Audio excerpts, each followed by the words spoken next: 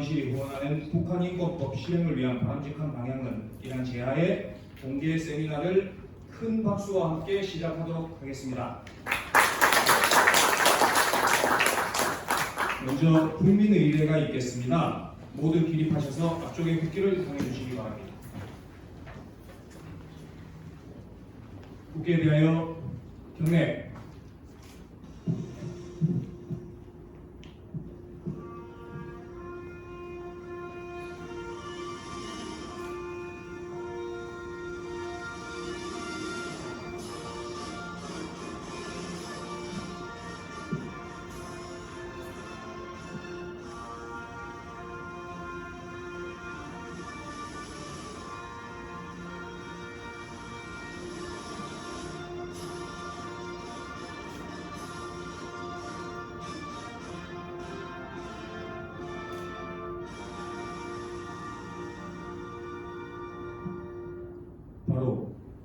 다음은 순국 선열과 호국 영령들에 대한 묵념이 있겠습니다.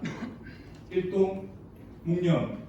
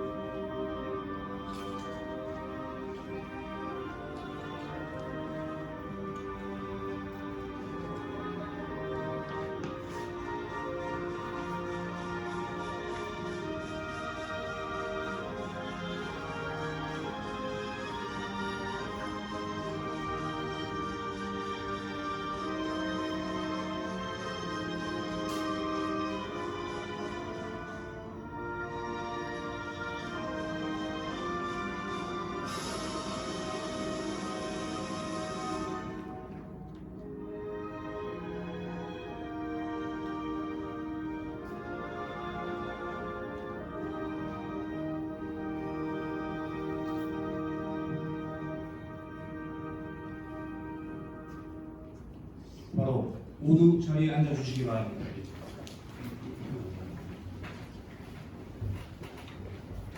오늘 김기현 대표님의 환영사는 서면으로 개최하도록 하겠습니다. 자료집 첫 장에 환영사가 포함되어 있으니 언론인들의 많은 관심과 취재 부탁드립니다. 먼저 오늘 세미나의 공동 주체인 통일연구원 김천식 원장님을 모시고 인사 말씀을 듣도록 하겠습니다. 큰 박수로 환영해 주시기 바랍니다.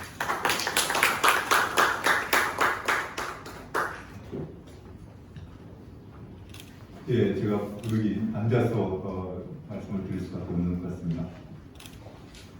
안녕하십니까. 통일연구원장 김천식입니다. 오늘 여의도연구원과 통일연구원이 공동 주최하고 태영호 의원실이 주관하는 북한 인권법 세미나를 개최하게 된 것을 기쁘게 생각합니다. 태영호 의원님 그리고 세미나를 공동 주최하는 여의도연구원의 박수영 원장님께 감사의 말씀을 드립니다. 사회를 맡아주신 남성욱 고려대학교 교수님과 발표 토론을 맡아주신 윤여상 북한인권정보센터 소장님, 이규창 통일연구원 인권연구실장님, 김영석 전 차관님, 최기식 변호사님, 이우태 박사님 감사합니다. 참석해 주신 여러 선생님들과 취재진에게도 감사의 말씀을 드립니다. 저는 통일연구원장에 취임해서 통일연구원의 캐치프레이즈를 대한민국의 영토는 한반도와 그 구속도서로 한다와 자유민주적 기본질서에 입각한 통일로 정했습니다. 북한 주민의 인권 문제는 우리와 분리될 수 없는 문제가 되는 것입니다. 올해는 2003년 유엔 인권위원회가 북한 인권 결의를 채택한 지 20주년이 되는 매우 의미 있는 해입니다. 우리나라에서는 2005년 북한 인권법안이 처음으로 발의된 이래 11년간 여야 논의를 거쳐서 2016년 3월 3일 여야 합의로 북한 인권법이 제정되었습니다. 이후 통일부 북한인권기록센터, 법무부 북한인권기록보존서가 출범하고 외교부의 북한인권국제협력대사가 임명되어 활동하고 있습니다. 그러나 북한 인권 개선을 촉진할 핵심 기구인 북한인권재단은 국회가 이사 추천을 하지 않고 있어 북한인권법 시행된 지 7년이 넘도록 출범하지 못하고 있습니다.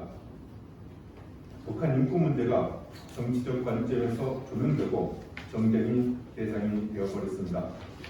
그러는 사이에 북한의 인권 상황은 참담합니다.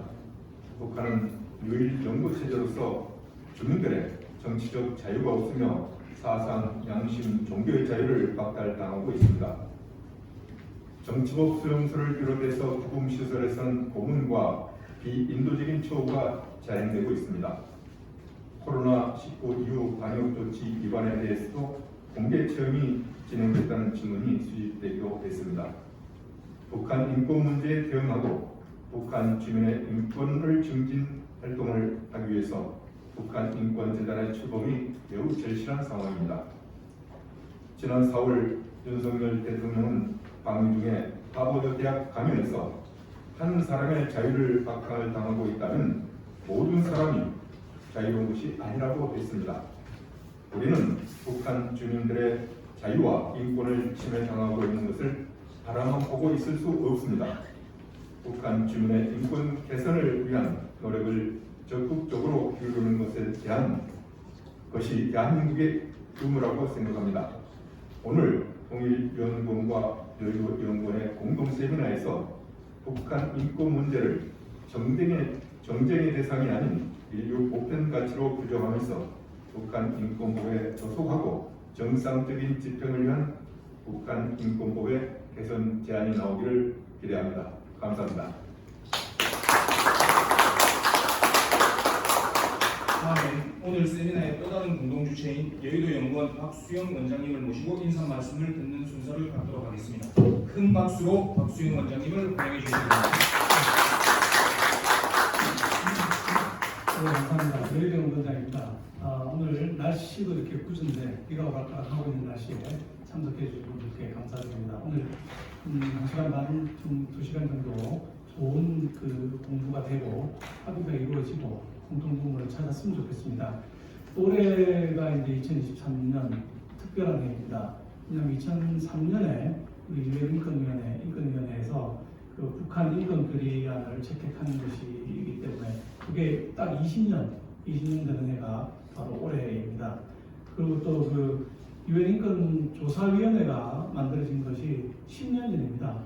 그래서 국제사회에서 북한 인권에 관심을 갖고 유엔을 중심으로 움직이고 있는데 우리 상황은 아주 지금 북한의 인권과 자유는 점점 더 어려워지고 있는 상황이라는 보고를 우리가 많이 받고 있습니다. 게다가 7년 전에 만들었던 북한 인권법 시행은 됐는데 여러분 아시는 것처럼 북한 인권재단은 더불어민주당의 협조가 없어서 현재까지도 출범을 하지 못하고 있는 그런 암울한 상황입니다. 윤석열 대통령님 취임하신 이후에 우리 외교의 방향이 문재인 정부 때와는 완전히 달라져서 가치 동맹, 인류 보호권의 가치를 함께하는 동맹들과 손을 잡고 나아가고 있는 상황입니다. 자유와 인권이라고 하는 또 민주주의라고 하는 보편적 가치, 인류가 찾아낸 최대의 가치가 북한이라는 땅에서 실현되지 못하고 있습니다. 우리가 아니면, 우리 국민들이 아니면, 대한민국이 아니면 누가 북한의 인권과 자유를 이렇게 챙기겠습니까? 인권법이 이렇게 표류하고 있는 것을 더 이상 방치해둘 수는 없다고 생각합니다. 오늘 여러분들이 참석해 주셨습니다. 우리 평소에 저하고 일도 많이 하고 정부에 계실 때도 함께 일을 했던 통일연구원 우리 김천식 원장님 너무 감사드리고요. 그 다음에 남성욱 교수님이 자장 맡아주신다고 하셨고 윤여상 소장님, 이규창 박사님 발제해 주시고 김영석 통일부 차관님, 최기식 변호사님, 이우태 박사님 이렇게 토론을 해주십니다. 우리 모신 분들이 한 분 한 분 북한 인권 문제에 대해서는 대한민국 최고의 전문가들이라고 생각합니다. 이분들의 말씀 잘 전해 듣고 저희가 토론하고 좋은 안을 만들어서 정부가 추진하고 안 되면 내년 4월 총선 이후라도 추진을 해야 되는 법령 개정 사항이 있다면 그때라도 개정을 해야 되는 상황입니다. 오늘 좋은 말씀 주시고 좋은 토론하고 좋은 결론 만들어갔으면 좋겠습니다. 감사합니다. 큰 박수 부탁드립니다. 다들 잘 아시겠지만 이 북한 인권법이 국회 입법이 필요한 사안입니다. 해서 오늘 최영호 의원실에서 적극적인 관심을 가지고 도움을 주고 계시는데요. 최영호 의원님 모시고 관련 말씀 들어보도록 하겠습니다. 최영호 의원님을 환영해 주시기 바랍니다.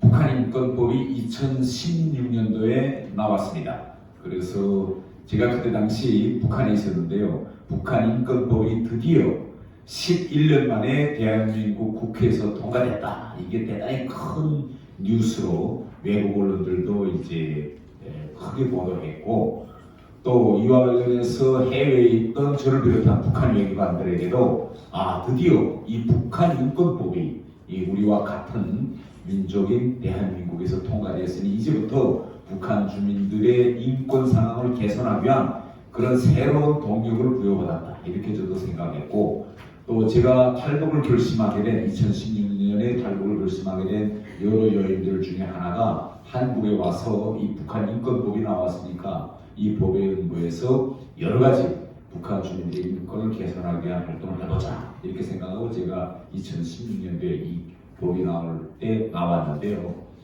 탈북해서 한국에 왔는데 한국에 도착해서부터 제가 이제 대단히 새로운 현상, 아무런 현상이 이제 부딪혔습니다. 여야 합의로 법이 나왔다고 해서 이 법을 이행하는 데는 아무런 문제가 없는 줄 알고 한국에 왔는데 이 법이 민주당이라는 거대 벽에 부딪혀서 한 걸음도 나가고 있지 못하는 이런 이제 참담한 현상을 목격했습니다. 그래서 제가 한국에 와서 2018년에 4.27 판문점 선언이 나오고 9.19 군사 합의가 나오면서 이 북한 인권이란 말은 입에도 꺼내지 못하는 이런 정치 풍토 환경을 보면서 제가 남북 함께 동행이라는 그런 시민 단체까지 만들어가지고 북한 인권법에 관심 있는 사람들 가서 시민 단체장으로서 열심히 활동도 하다가 결국은 이 공천을 받아서 제도권에 다시 들어왔는데요. 21대 국회가 열려가지고 제가 외통위원으로서 지금 3년 이상째 전체 회의, 각종 회의 때마다 이 북한 인권법의 실행을 위해서 계속 이 문제 제기를 하고 있습니다. 그럼에도 불구하고 단 한 걸음도 진전이 없습니다. 여러분도 아시겠지만 얼마 전에 통일을 위해서 북한 인권재단 출범을 위한 이사 추천을 해라라는 12번째 공문이 국회에 왔습니다. 그럼에도 불구하고 민주당에서 아무런 입장 표시를 하지 않고 있기 때문에 제가 얼마 전 대정부 질의에서 이 북한 인권재단 이사를 추천하고 하지 않고 있는 이 민주당을 향해서 대단히 강한 어조로 제가 이야기했는데 지금 현재 우리 대한민국 국회 상황을 보면 북한 인권법을 이행해야 한다고 강한 어조로 이야기한 제가 오히려 국회 윤리위에 지금 제소된 이런 이제 상황입니다. 그래서 오늘 우리가 이 북한 인권법 이행 실행을 위한 이러한 바람직한 방향에 대해서 우리가 토의하게 되는데, 그러면 지금 현재 이 침체 상태에 완전히 사문화되고 있는 북한 인권법을 우리가 다시 되살리려면 어떤 일들을 해야 되겠는지, 여기 오늘 모든 이와 관련한 정말 대한민국에서 가장 속한 분들은 다 모였기 때문에 정말 합리적인 대안을 찾는 좋은 기회가 되기를 바랍니다. 감사합니다. 오늘 자리를 끝내주기 위해 귀한 분들이 오셨습니다. 간략히 내빈 소개해 올리도록 하겠습니다. 이재춘 전 러시아 대사님 오셨습니다. 이현일 북한인권정보센터 이사님 오셨습니다. 여의도 연구원 김성호 제1부원장님 오셨습니다. 자, 그럼 세미나를 시작하기 전에 먼저 기념 촬영을 갖도록 하겠습니다. 참석해주신 패널분들과 기빈분들께서는 빠짐없이 나와주시기 바랍니다. 뒤에 쭉 서시고, 오경수 박사님.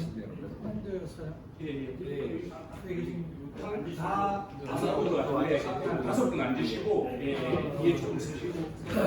이승열 박사님.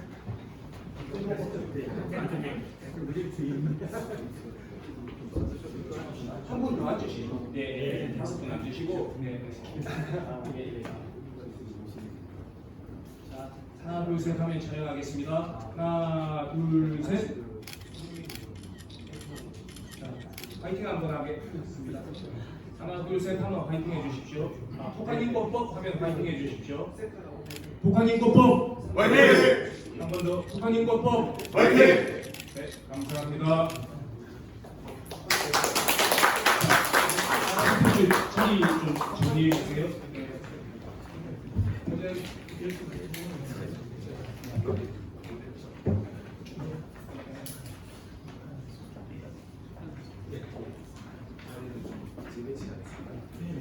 자리 좀 재배치하겠습니다. 태동 의원님. 예.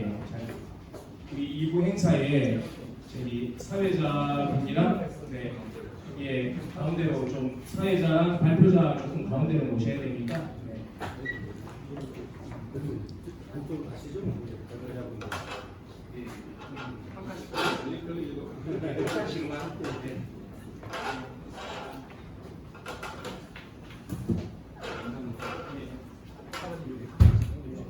한 칸씩만 이웃대 박사님 한 칸씩.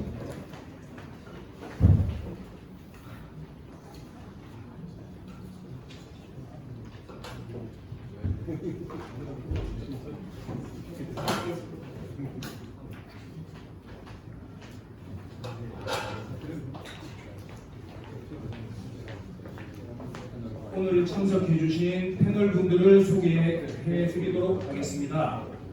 오늘 그야말로 한국 최고의 북한 인권 분야 활동가와 그리고 북한 인권법 전문가 또 당시 정부에서 책임 있는 역할을 수행해 주셨던 핵심 관계자를 이 자리에 모셨는데요. 먼저 오늘 세미나를 이끌어 주실 자장부터 소개해 드리겠습니다.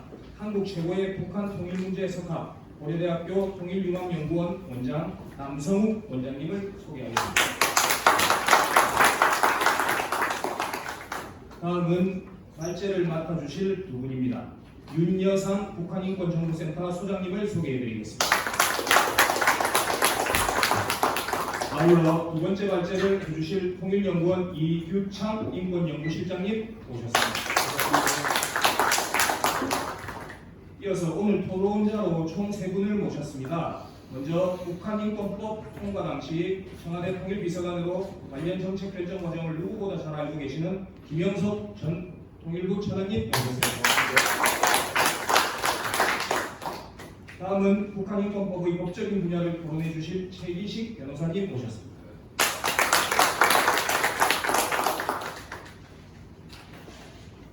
마지막으로 또 한 분의 토론자로 통일연구원 이우태 박사님 모셨습니다. 다시 한번 모두 큰 박수로 환영해 주시기 바랍니다. 그리고 이제 본격적인 토론회를 위해 마이크를 남성 원장님께 넘기도록 하겠습니다. 원장님. 네, 오늘 진행을 맡은 남성욱입니다. 지난번에 김기현 당대표님 왔을 때는 여기 카메라가 거의 방송국이 안 보였는데 당대표님이 안 오니까 카메라가 조금 적은 거예요. 오히려 카메라가 적으니까 이제 집중적이고 또 실효적인 토론을 할 수 있고요. 우리 이윤식 박사가 세미나 끝나면 2장짜리 보고서를 만들어서 당대표실과 또 용산에 잘 정리해서 보고를 하고 있는 것 같습니다. 자, 그러면 본격적으로 북한 인권법 실행을 위한 바람직한 방향의 세미나를 진행하도록 하겠습니다. 먼저 두 분의 토론자께서 15분 정도 발제를 해주시고요. 세 분의 토론자가 한 10분 정도 얘기해 주시고 한 번 더 토론을 라운드를 진행해서 11시 40분 정도에 세미나를 마치도록 하겠습니다. 그럼 먼저 오랫동안 북한인권정보센터를 운영하고 계신 윤여상 소장의 발제를 청해드리도록 하겠습니다. 네, 반갑습니다. 오늘 이렇게 여의도연구소 통일연구원 공동으로 이런 귀한 자리 마련해 주시고 옆에 계신 태영 의원님이 함께 해주셔서 좀 더 실효성 있고 모두에게 도움이 되는 그런 자리가 될 수 있다고 생각하고 있습니다. 감사드립니다.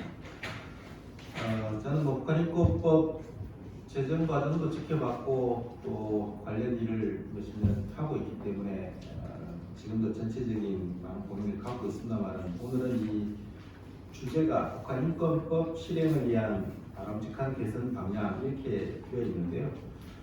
저는 두 가지로 나누어서 설명을 드리려고 합니다. 이 자리를 마련하신 분이나 이 자리에 오신 분들 모든 관점은 동일하기 때문에요. 하나는 북한인권법이라고 되어 있지만 실질적으로는 북한인권재단을 어떻게 설립해서 운영하도록 할 것인지에 대한 게 초점이 맞춰져 있는 거고요. 두 번째는 2016년 인법에 대해서 7년 동안 실행을 해온 법안인데 그 실행 과정에서 나온 여러 가지 보완 사항도 있기 때문에 법률을 어떤 법령에 대한 개정을 하게 되면 어떤 것들을 더 추가로 보완할 것인지 그 두 가지로 나누어서 설명을 드리려고 합니다. 제가 자료 내용은 많은 분량을 써놨습니다만 이거 사실은 10년 전에, 5년 전에 써놓은 거를 글자 몇 개 바꾼 것밖에 없습니다.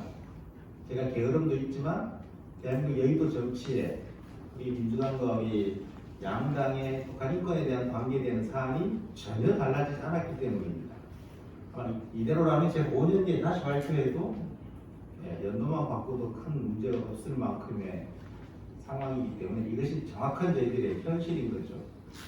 아까 우리 태용 의원님 2016년 여야 합의 통과된 법안이 한국에 와서 보니까 합의 통과된 법안이 실행이 안 된다는 것에 대한 굉장히 여러 가지의 말씀하셨는데 저희도 잘 이해가 안 되는 거죠. 정치학과 입학해서 정치학 박사를 받은 지가 몇십 년인데 여야 합의 통과된 법안이 7년이 지나도 실행력을 갖추지 못해서 여당 당대표님 옆방에 최고위원 회의실에서 이런 논의를 한다는 것 자체가 저는 참 이해하기 어렵습니다. 그리고 대단히 부끄럽습니다. 북한 주민들이 부끄럽다는 이야기입니다. 먼저 북한인권 재단에 대한 본심을 모두 갖고 있는데요. 이건 앞에서 우리 축사 다 말씀하셨습니다만 현재 야당이 이사를 추천해주지 않아서 지금 설립이 안 되고 있는 거죠. 인권법이 여야 합의 통과하고 만장일치라고 했지만 그때 20명의 민주당 의원은 기권했습니다. 기권하신 분들 명단을 지금 제가 한번 불러드릴까요? 지금 민주당의 가장 잘 나가고 가장 강성이고 다선을 차지하고 있는 분들입니다. 쉽게 말해서 민주당의 핵심 정치인들은 모두 그 법안에 동의하지 않았습니다. 여론에 밀려서 서로 양당이 당론으로 통과를 채택했기 때문에 반대표를 던지지 않고 기권했을 뿐 실제 민주당은 동의하지 않았습니다. 그래서 지금 그분들이 마지막 모음리를 부릴 수 있는 건 북한인권재단의 이사를 선임하지 않는 겁니다. 법안에 정리되어 있는 북한인권기록센터 통일부에 2개 되어 있고 법무부에 2개 되어 있는 북한인권기록 보존소 이건 정부의 조직으로 만들도록 되어 있는 거기 때문에 법안이 통과되면 즉시 실행이 되도록 되어 있어서 통일부 법무부의 국장급 자리를 조직을 하나씩 차지했습니다. 냉정하게 말하면 북한인권법은 정부 공무원들이 조직을 만들어준 것 외에 어떠한 기능도 수행한 것이 없습니다. 더 냉정하게 말하면 인권법에 의해서 만들어진 정부 조직은 그 이후에 북한인권 활동을 통제하거나 탄압하는 기능을 오히려 수행했지 긍정적인 기능을 수행한 것은 별로 없습니다. 하지만 이것은 법이 시행되면 즉시 제도화가 되는 것이기 때문에 만들어진 것이고요. 단 양당의 법안에 의해서 여야가 5대5로 이사를 추천해야 되는 북한인권재단 이사만큼은 민주당이 통과된 직후부터 지금까지 이사 선임하지 않고 있습니다. 이런 상황에서 실제적으로 인권재단이 설립되려면 저는 지난번에도 여러 번 발표했었습니다만 이거 우리 정부 산하의 위원회가 수없이 많지만 그 중에 극히 일부만 국회의 교섭단체에서 위원을 추천하도록 되어 있습니다. 이건 예외적인 경우에만 한정되는 겁니다. 대부분의 정부위원회는 장관이 위원 추천권을 갖고 있습니다. 그리고 대통령제 하에서 책임을 갖는 장관이 그 정권 내에서는 자신의 상황에 맞게 위원을 추천해서 위원회가 구성되는 겁니다. 근데 이 법안만큼은 여러 가지 이유상 양당이 추천하게 되어 있기 때문에요. 이 조항을 저는 바꿔야 된다고 주장하는 사람입니다. 다른 위원회와 마찬가지로 주무부처 장관이 전체 위원을 선임하면 지금 정부에서는 지금 정부에 맞게 이원이 구성될 거고요. 그럼 실행되는 거고 또 다른 정권 교체가 되면 그 정권에 맞게 이원을 추천해서 활동을 하면 되는 것입니다. 지금은 둘 다 못하게 맡고 있는데 이렇게 되면 둘 다 할 수 있는 방법인 거죠. 더 내부적으로는 상임이사 자리를 못 나눴다고 이야기하지만 결국은 양당의 자리 싸움이기 때문에 대통령제 국가에서 싹쓸이 하는 거 상징 아닙니까 지금? 왜 이것만 싹쓸이를 못하고 서로 싸우고 있습니까? 냉정하게 말하면 서로 하고 싶지 않은 측면이 있는 겁니다.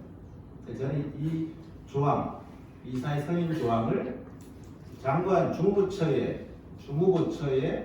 추천권을 행사하도록 바꿔야 된다는 것.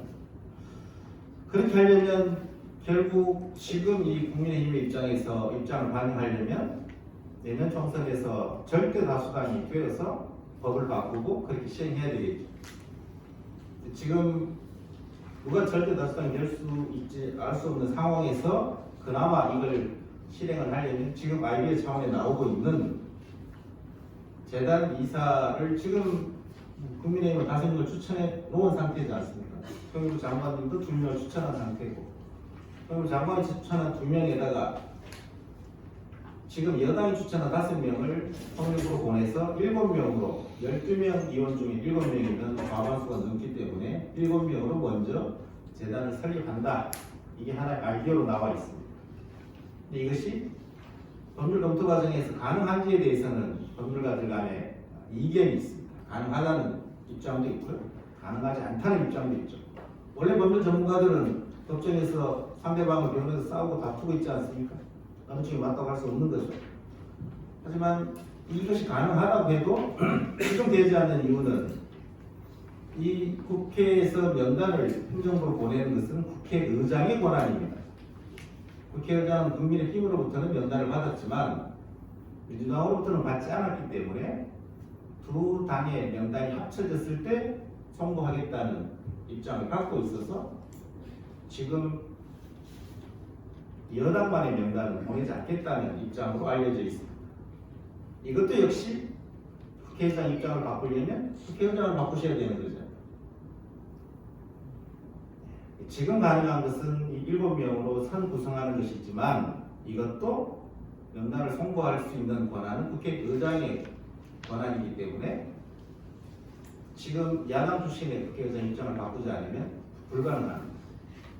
그러면 결국은 내년 총선에서 국민의힘이 다수당을 차지하고 법령을 개정해서 장관이 전체 추천권을 갖도록 하든 아니면 한쪽 정당이 추천해도 과반수가 넘으면 7명이 되면 설립할 수 있도록 하든 둘 다 명확한 법령 개정이 필요한 상황입니다.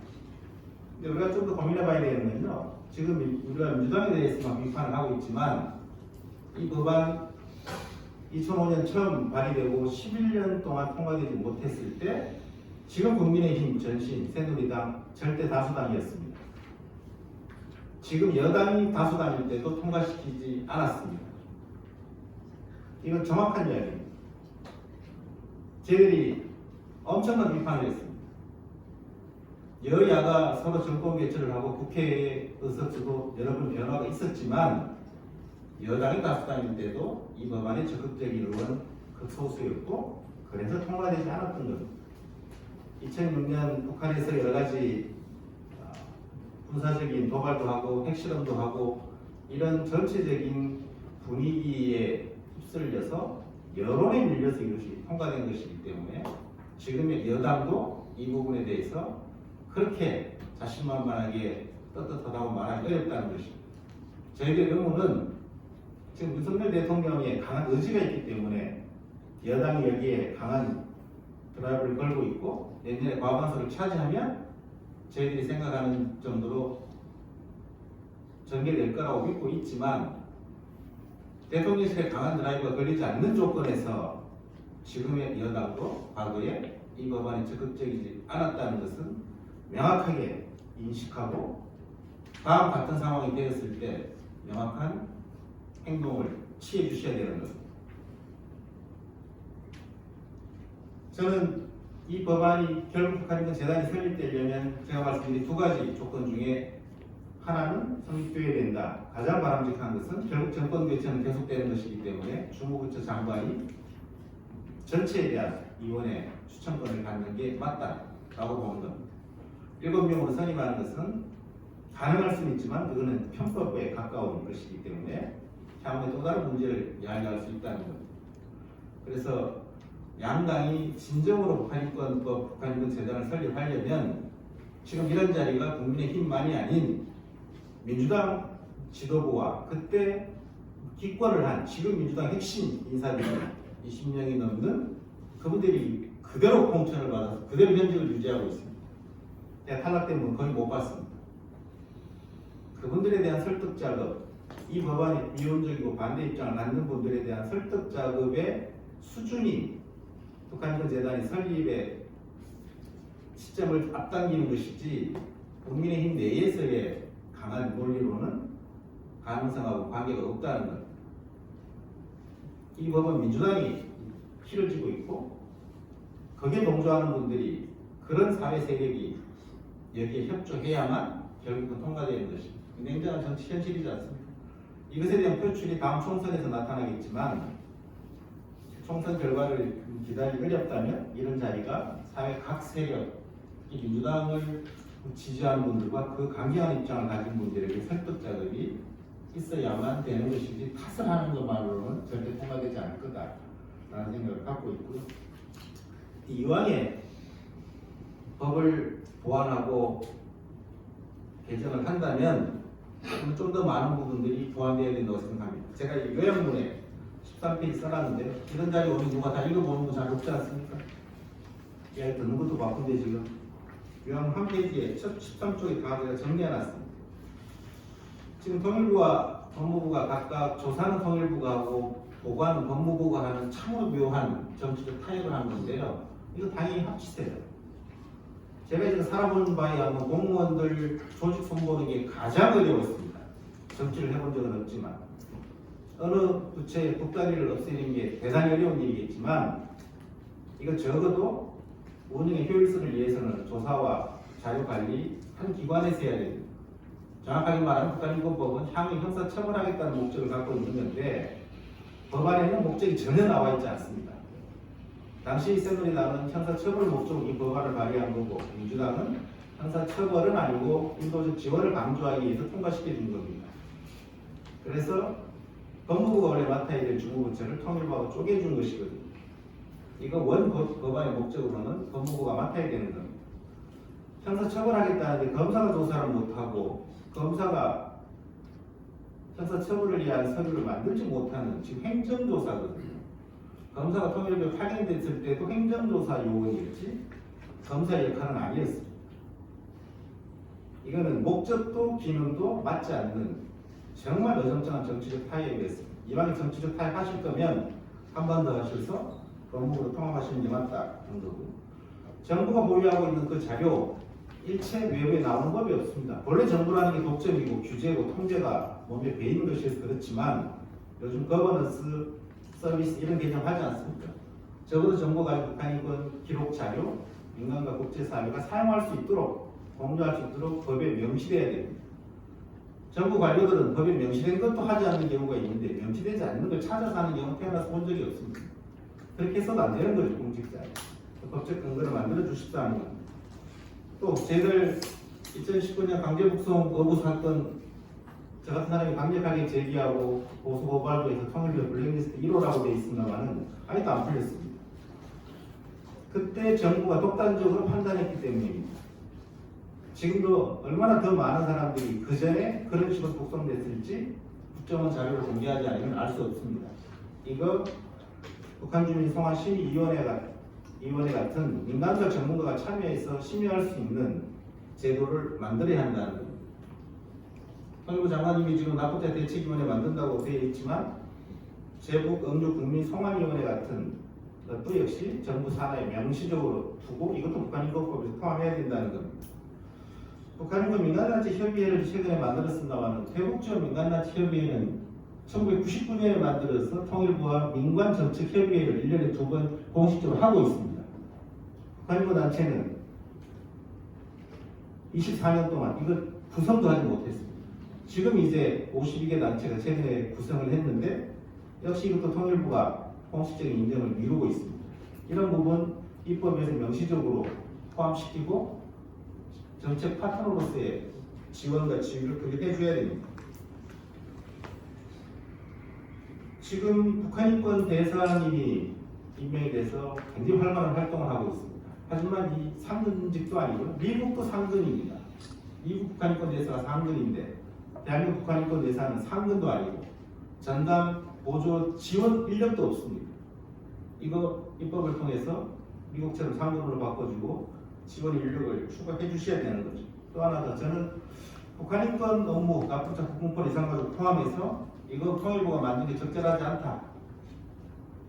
결국 남북 대화 교육 협력 정상회담을 주목해야 하는 통일부가 이것을 만든 것은 어떤 상징성은 있을지 모르지만 기능적으로 합리성은 떨어진다는 생각을 갖고 있습니다. 그래서 국무총리실로 옮겨서 정치적 정권 교체에 따른 영향을 대통령실보다는 적게 받는 것 같습니다. 총리실이. 통일부보다 적게 받는 것 같습니다. 제가 본 힘이 없어서 그런지 모르겠습니다만 적게 받는 것 같습니다. 이런 부분은 총리실에서 컨트롤하고 역할을 하고 국방부, 외교부, 통일부, 국정원 각 정부 부처에서 지원을 하는 형식으로 바뀌어야만 정권 교체에 대해서도 상대적으로 좀 덜 영향을 받고 컨트롤 타워가 명확해지기 때문에 통일부가 내려놓아야 된다는 입장을 여러 번 밝힌 적이 있습니다. 마지막으로 결국 북한 인권 문제는 20년 전부터 모든 정권이 동일하게 표현해 왔습니다. 정부는 국제사회와 민간단체와 협력해서 북한 인권 개선을 이루겠다. 20년 넘게 모든 정부의 공통된 이런 표현이었습니다. 하지만 국제사회와 민간의 협력 잘 되지 않고 있습니다. 대통령실에서 강한 입장을 가지면 주무부처 관료들이 적극적으로 제1선에 나서고 있습니다. 그리고 민간과 국제사회는 오히려 역할이 좁아지고 기능이 축소되는 역효과를 계속 가져오고 있습니다. 대통령이 관심을 가지면 민간이 하고 있는 아이디어를 정부가 가져가는 상황이 반복되고 있습니다. 언제 관료들이 창의력 발휘해서 단기간에 성과를 냈습니까? 이런 부분들은 입법 과정이나 국회에서 충분하게 합리적인 정책적 뒷받침이 되도록 보완해 주셨으면 하는 바람입니다. 제 발제는 여기서 마치겠습니다. 고맙습니다. 네, 윤여상 부장님 한 30년 동안 현장에서 활동하다 보니까 여러 가지 애환이 있었겠죠. 네, 충분히 이해를 합니다. 이 자료집이 아주 충실하게 되어 있는데 시간이 없어서 못 읽으실 분들은 아까 윤 소장님 발표 중에 13쪽 요약 한 장짜리라도 좀 읽으시면 방향을 빨리 잡을 수 있을 것 같습니다. 네, 이 정부와 민간이 이렇게 시너지를 내서 일하는 시스템이 현장에서는 상당히 쉽지는 않은 것 같습니다. 자, 다음은 현장에 이어서 우리 통일연구원에서 이 문제를 학술적으로 또 연구하는 통일연구원 이규창 인권연구실장 청해서 발제를 들어드립니다. 여러분 박수로 집중을 한번 하도록 하겠습니다. 네, 여러분 만나서 반갑습니다. 통일연구원 이규창입니다. 나성 교수님도 소개해 주셔서 감사드립니다. 민효상 소장님이 북한 인권 실태 개선과 관련 전반적인 내용들을 잘 말씀해 주셨기 때문에 저는 조금 범위를 좁혀서 논란이 되고 있는 북한 인권 재단 이사 선임 규정, 또 정부적 근거인 두 가지에 포커스를 맞춰서 말씀드리겠습니다. 한 15분 내외로 발표를 마치겠습니다. 처음에 제목을 여전히 심각한 북한 인권 문제를 했는데 이걸 뭐라고 써야 될지 하여튼 참담한 암울한 이거 뭐라고 해야 될지 모르겠는데 이게 여전히 심각한 북한 인권 문제로 썼고요. 2003년 구 유엔 인권회의가 북한 인권계를 채택한 지 20년 됐고 또 유엔 북한 인권 조사위원회 COI가 설립된 지 10년이 되는 해죠. 그래서 제가 COI 보고서를 다시 보면서 북한에 대해서 어떤 권고를 했는지 쭉 봤는데 사실 바뀐 게 없습니다. 정치적, 제도적 개혁을 실행하라고 했는데 바뀐 게 없고요. 정치범 수용도 여전히 계속 곳에 한 10만에서 8만에서 12만 명 수용되어 있고요. 형사법제, 북한 인권 문제가 대부분이 북한 형사법제에 기인하죠. 그래서 개선되는 게 없고 오히려 통제, 처벌만 강화가 되고 있습니다. 북한의 인권 개념이 있긴 하지만 우리 보편적인 인권 개념과 북한에서 말하는 인권의 개념은 너무나 다르죠. 또 사상 양심의 중대자유도 기밀성 규정이기 때문에 윤리 여부체이기 때문에 전혀 인정되지 않고 오히려 더 통제가 강화되고 있는 양상을 보이고 있습니다. 차별 관행도 계속 종식하라고 시에서 권고를 했는데 또 전혀 개선의 기미가 없고요. 취약계층 보호, 이상적 특상봉, 낙국자, 탈북자, 특히 집교소에서 탈북 여성들의 그 강제 납태나 영아 살해 이런 문제들이 계속 국제적 보호가 되고 있죠. 대부분 공무상은 이행되지 않고 있습니다. 다만 이제 여성차별 처벌협약의 유보 조항이 3개가 있었는데 그중에 2개 조항을 철회를 했고요.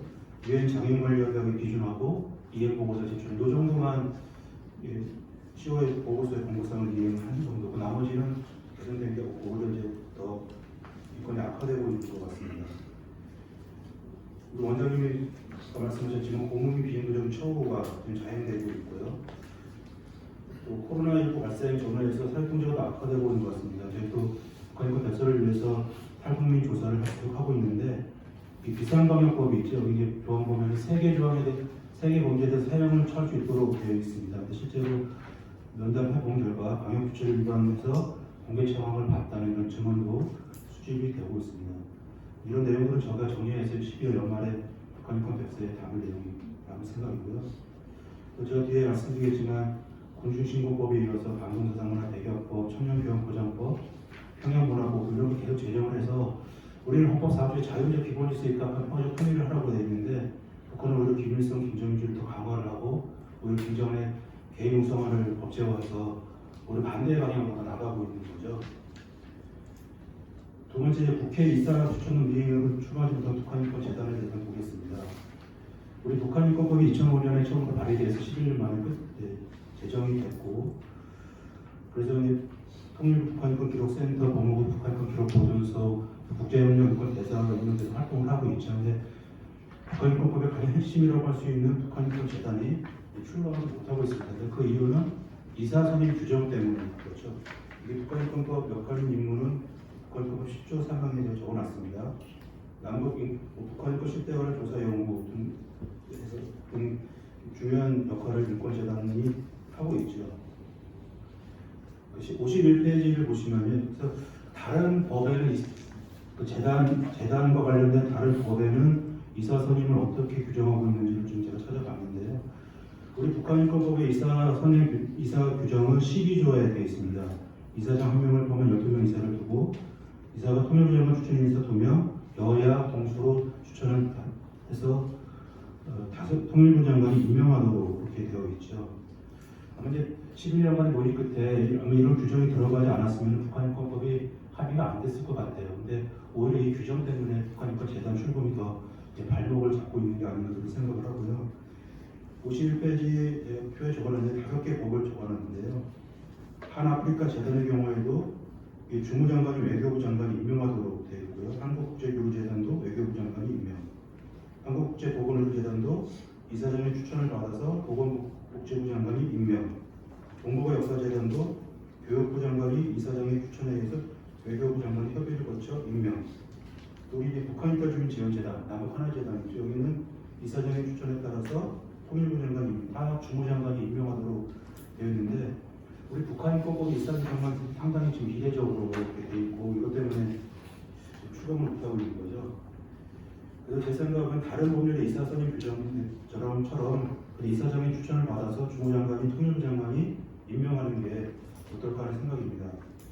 그래서 53페이지에 적어놨는데요. 개정안 12조에 재단에는 이사장 1명을 포함한 12명 이내 이사를 두며 이사는 이사장의 추천을 받아 통일부 장관이 임명한다. 이렇게 좀 개정을 하면 좋겠다는 생각을 좀 해봤습니다.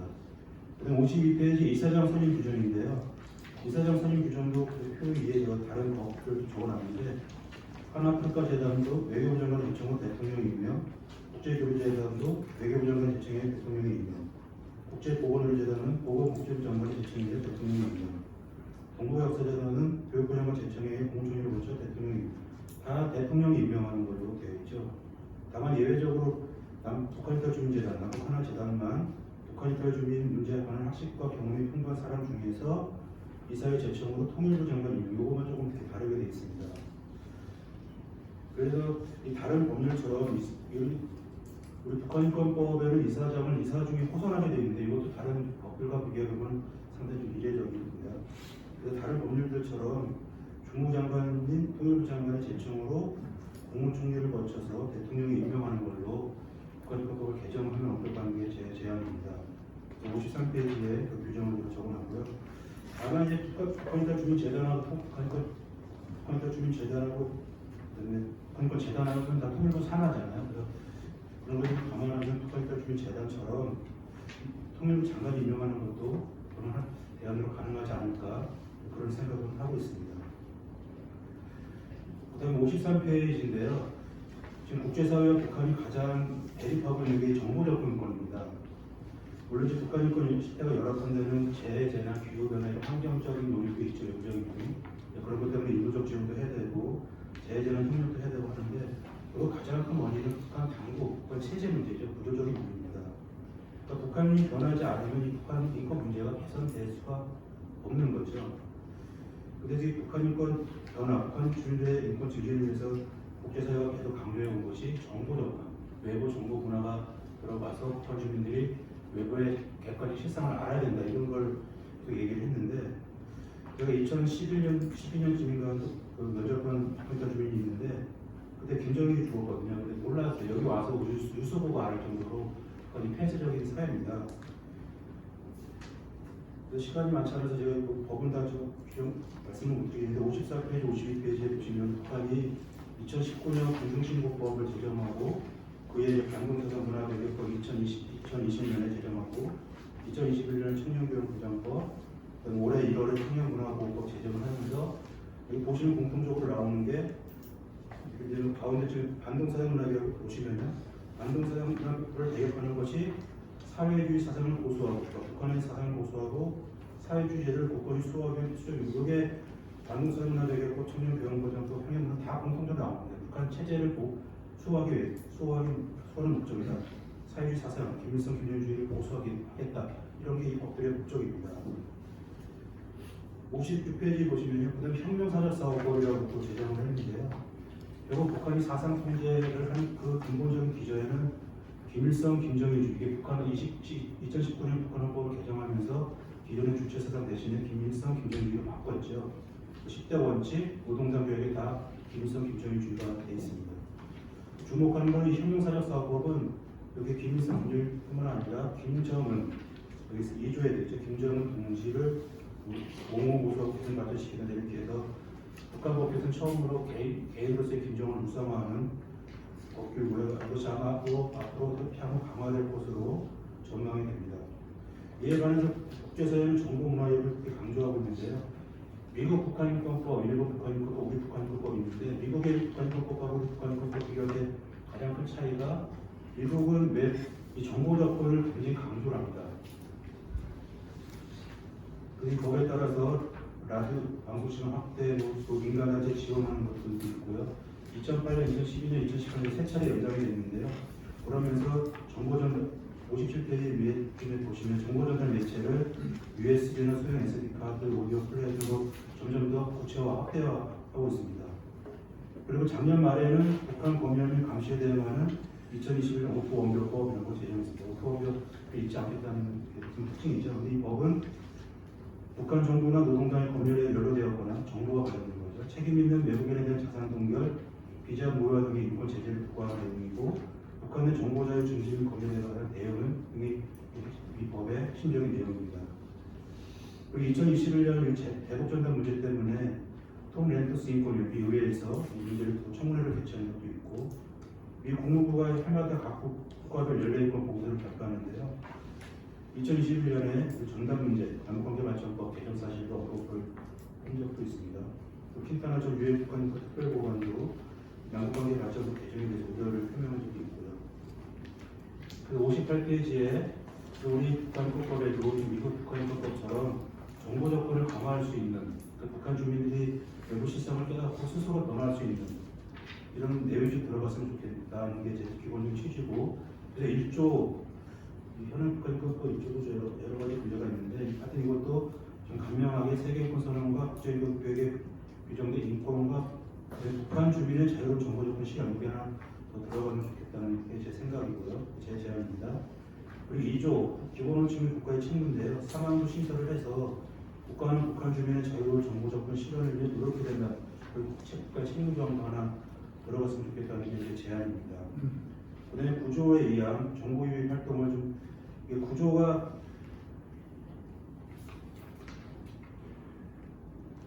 이제 북한인권 증진은 국제적 협력이거든요. 정보 접근을 우리만 해서는 안 되고 국제사회 협력을 해야 됩니다. 구조의 이양을 신설을 해서 국가는 자유로운 정보 접근 실현을 위한 정보 전달 및 유입방을 마련을 위해 노력해야 된다.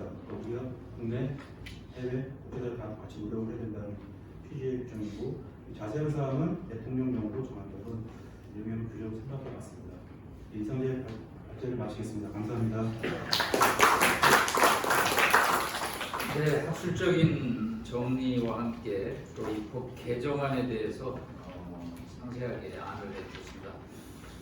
내년에 뭐 일이 좀 잘 돼가지고 국회에서 논의할 때 우리 정 박사께서도 생산적인 논의하고 제가 관심을 갖는 것 중에 하나가 구조 2항의 정보 유입 활동 방안인데 이거 CIA가 많이 하는 거거든요. 근데 우리 국정원은 뭐 정치적인 영향을 받아서 대북 정보 유입 활동이 했다가 안 했다가 그러는데 이걸 좀 법에 명시해서 북한 주민들이 새로운 눈을 뜰 수 있도록 하는 데 대해서 절대적으로 필요한 아이디어라고 생각합니다.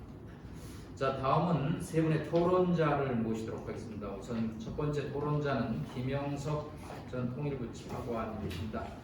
예, 청와대 통일비서관 또 통일부에 계시면서 이 문제에 관해서 아주 정책적으로 많은 고민을 했습니다. 저희가 그 이야기를 들어보도록 하겠습니다. 10분 이내로 해주시면 좋을 것 같습니다. 부탁드립니다. 예. 조금 전에 남성 수장이 말씀하신 대로 제가 북한 인권법 제정 당시에 2016년에 제가 이제 그 전에 어떻게 보면 2015년부터 정부 여당 중심으로 해서 북한 인권법 제정이 시도가 됐습니다. 그래서 그때 그 당시에 제가 당의 수석 전문위원으로 나와 있는 상황에서 인권법 제정과 관련해서 이제 그때 당시에 야당하고 실질적으로 서로 협의됐습니다.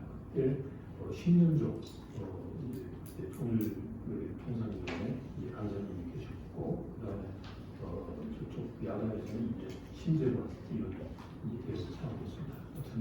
그래서 그때 그 당시에 상황을 이제 말씀을 드리고 그다음에 이제 현실적인 제안을 말씀드리겠습니다. 왜냐하면 모두의 여러분들이 말씀하셨지만 인권법은 제정됐지만 이제 실행되지 않는 근본적인 요인이 제정 당시에 있었던 그런 쟁점장이 여전히 유효하기 때문에 이런 상황을 어떻게 할 거냐라는 거겠습니다. 기본적으로 오늘 윤여상 소장님하고 이유창 실장님이 이제 제시하신 여러 부분에 대해서 그리고 또 인권 증진 그리고 인권법 실행력 제고하기 위한 제안에 대해서 적극 공감하면서도 현실적으로 실행되기를 기대한다는 말씀을 우선 드립니다. 당시 이제 정부 여당 그러니까 2015년과 그다음에 16년 처음에 2005년부터 나왔지만 거의 뭐 동력이 없었습니다. 이제 그게 아까 우리 윤여상 소장님께서 말씀하신 대로 이제 몇몇 의원분들이 발의를 하셨지만 이제 소위 그 국회 차원에서 여기에 대한 그 공감대 그리고 이게 좀 시급성 부분이 약했죠. 그런데 2015년, 16년 되면서 이제 북한이 핵개발 그리고 유엔 안보리 제재결의 위반 행위를 지속적으로 하고 북한 인권 시스템에 문제가 있다. 그리고 더더구나 그때 가장 중요했던 게 뭐냐면 이제 북한 인권이라는 게 이게 남의 문제가 아니란 말이죠. 이제 우리도 대한민국에 태어났지만 이제 북한에 태어날 수도 있는 거고 우리 헌법상에 북한이 이제 우리의 국민이기 때문에 이런 북한 주민들이 인권이 열악한 상황이 있는데 이러한 열악한 상황을 개선하고자 하는 핵심적인 당사 국가인 대한민국에서 북한 인권법 자체가 없다는 것 자체가 매우 수치스러운 일이고 이제 대한민국의 정체성에서 혼란을 준다라는 이제 그런 공감대가 있었습니다. 그래서 그때 이제 정부 여당의 입장에서 보면 이제 미국과 북한의 인권법이 있는데 한국에 없어서는 안 되겠다. 그래서 어떤 입법에 있어서 우선 순위로 이제 선정을 해서 드라이브를 걸었죠. 그래서 이제 그때 야당이 행정을 하지 않으면 일종의 그 패스트 트랙에 올려서 그렇게 통과를 시키겠다 이런 쪽에서 강하게 그런 이제 추진을 이제 했었다라는 점을 일단 말씀을 드립니다. 이제 이렇게 하면서도 기본적으로 이제 그 야당하고도 협력을 많이 했습니다만은 야당에서 했던 게 이제 이거 같아요. 우선은 먼저 한 게 이게 북한 인권 문제를 제기하면 남북 관계에 부정적 영향을 주는데 이걸 제정을 한다는 것은 이제 남북 관계를 포기하고 이제 북한을 압박하기 위한 게 아니냐 뭐 이런 게 이제 일단 첫 번째 내세였어요. 그래서 그때 그 당시에 정부 여당에서는 인권이라는 것은 남북 관계가 남북 관계가 연결될 수 있는 이제 변수가 아니고 그냥 인류 보편적인 가치이기 때문에 이거는 이야기해야 되는 거고. 그리고 EU와 북한 간의 인권 대화를 했던 것처럼 남북 간에도 인권 대화를 할 수 있다. 그리고 인권에 보면 이제 북한이 반발을 하는 정치범 수용소라든지 그런 그 소위 자위권에 해당되는 사항도 있지만 인도적 지원이라든지 보건권, 여성, 장애인 이런 이제 소위 그 사회권과 관련된 부분도 있기 때문에 인권 제기하면 이제 북한이 반발해서 남북 관계가 어려움이 있다라는 것은 이제 받아들일 수 없는 거고 설령 그렇게 하더라도 해야 된다라고 했고 이제 이걸 이제 야당에서 더 이상 이제 제기를 못하니까 남북 인권 대화라는 쪽으로 주장함으로써 합의에 이르렀다라는 걸 말씀드립니다. 그 다음 이제 또 하나는 기본 이런 거죠. 지금 우리 북한 인권 이제 정부도 그렇고 민간도 그렇습니다만은 북한 인권이라고 하는 그 무대는 두 개로 판이하게 나뉩니다. 그러니까 소위 말해서 잘 아시는 것처럼 사회권을 존중하는 분들, 그러니까 대북 인도적 지원을 강조하시는 그런 이제 분들이 있고 또 하나는 이제 소위 정치범 수용소, 이제 탈북 내 강제 요청 같은 이제 자유권을 중시하는 이제 이 두 가지의 그런 큰 흐름이 어떻게 보면 이제 각기 지금 움직이는 이제 상황이 있습니다. 어떻게 보면 인권을 두 개를 다 얻어야 되는데 이제 그러다 보니까 이런 생존권과 관련된 사람은 이제 그런 쪽에 이제 치중을 하시는 분들은 소위 자유권 쪽을 강조하는 분들과는 좀 이렇게 서로가 이제 접근법이 좀 다른 거죠. 이제 그런 게 이제 현실적으로 지금도 좀 보입니다만 그때 그 당시에 아주 첨예했어요. 그래서 아까 윤여상 소장이 말씀하신 이제 기권을 이제 했던 20명이 아마 또 그런 취지가 아닌가 싶습니다. 그러면서 이제 마치 북한 인권하면 이제 그때 정부 여당이니까 이제 자유권 중심으로 해서 북한을 이제 일종의 네이밍 쉐이밍하는 거 이런 식으로 압박하는 거 아니냐라고 해서 그때 정부 여당은 인권이라는 것은 세계 인권선에 나온 것처럼 이제 소위 사회권과 자유권을 다 아우르는 거다. 그러니까 이걸 같이 넣어서 인권법을 만들자라고 설득을 했고 이제 야당 측에서는 이제 더 이상 거기에 대해서 이제 문제들이 할 수 없었던 거죠. 그래서 인권법이 제정이 됐다라는 거죠. 그런데 이제 문제는 이런 거죠. 북한 인권법이 제정이 되고 시행이 됐는데 오늘 나온 것처럼 결국 이제 북한 인권재단의 구성과 관련해서 이게 이제 걸림돌이 생긴 거죠. 이제 초기에 제가 인권재단 설립을 할 때는 2016년에 청와대 총비서에 있다가 총부 차원 나와서 인권재단 설립을 위해서 그때 그 당시에 마포에 사무실도 확보를 하고 그리고 또 예산도 이제 반영을 했어요. 그런데 이제 그때 야당이 이제 이사님 이제 추천을 하지 않은 겁니다.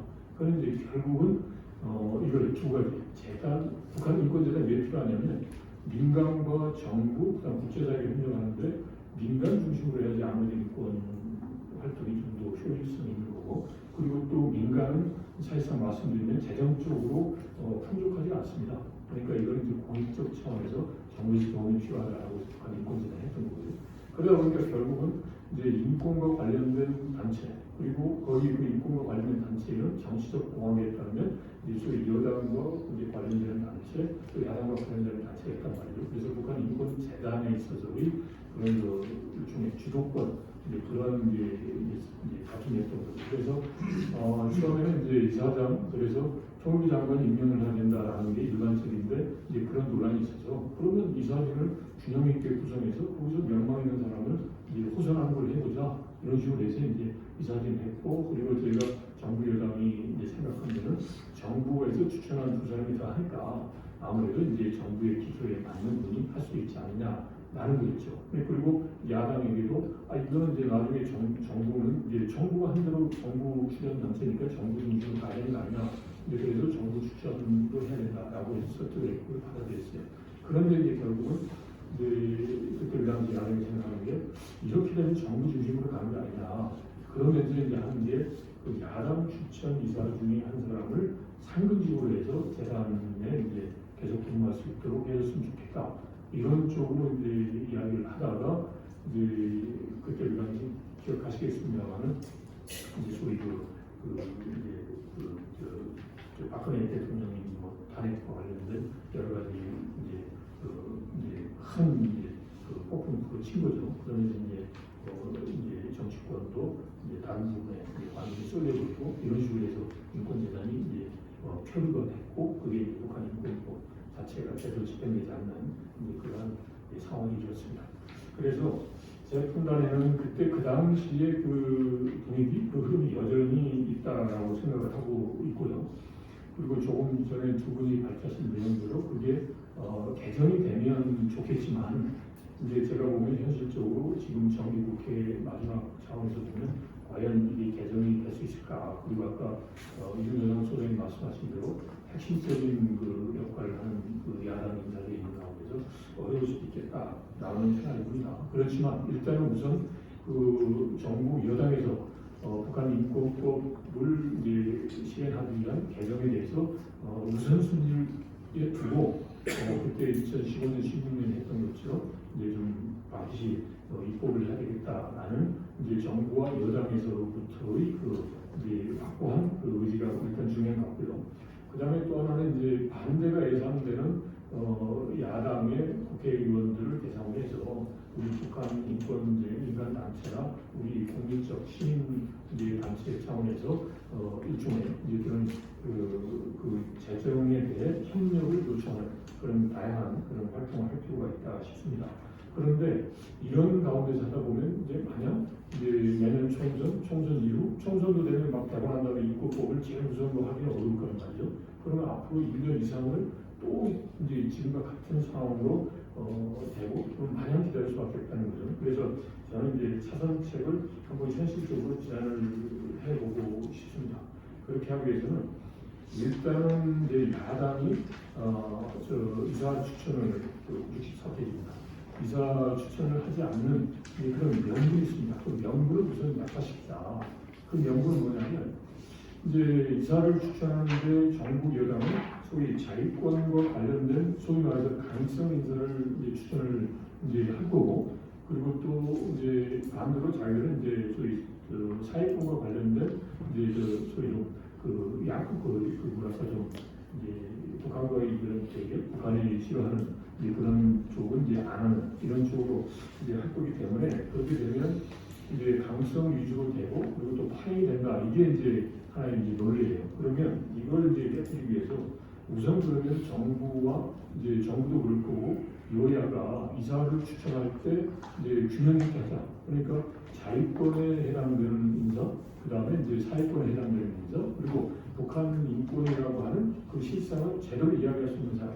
이렇게 해서 여야가 이렇게 정말 인권과 관련된 균형적인 인사를 추천하자. 그리고 정부도 이제 민간에서 여야가 추천할 수 있는 인사는 제외하고 정부만이 할 수 있는 거. 그러니까 인권 증진을 위해서도 정부가 해야 한단 말이에요. 그러니까 정부 내에서 인권과 관련된 활동을 한 행정력이 있는 인물. 그리고 또 이제 좀 국제사회와의 협력이 필요하니까 국제사회 협력을 했던 인물. 그래서 정부 추천과 여야가 추천한 인사를 좀 균형 있게 해서 그러면 이제 아무래도 이 인권과 관련된 분들은 이제 정치적인 그런 연관성도 있겠지만 이제 서로 모이면 이제 나름대로 인권에서 이제 공감대를 형성을 합니다. 저도 실제로 15년, 16년에 민간단체 자유권, 그다음 사회권 관련된 인권 대화에도 많이 참여를 하고 이야기를 했는데 이제 그분들 사이에서는 공감대가 이루어질 그 여지가 많더라고요. 그래서 일단 이런 방향이 하나가 있고 그 다음에 또 하나는 조금 더 이제 정부나 여당이 좀 큰 틀에서 생각을 해볼 필요가 있을 것 같아요. 일단은 재단을 출범시키는 게 중요합니다.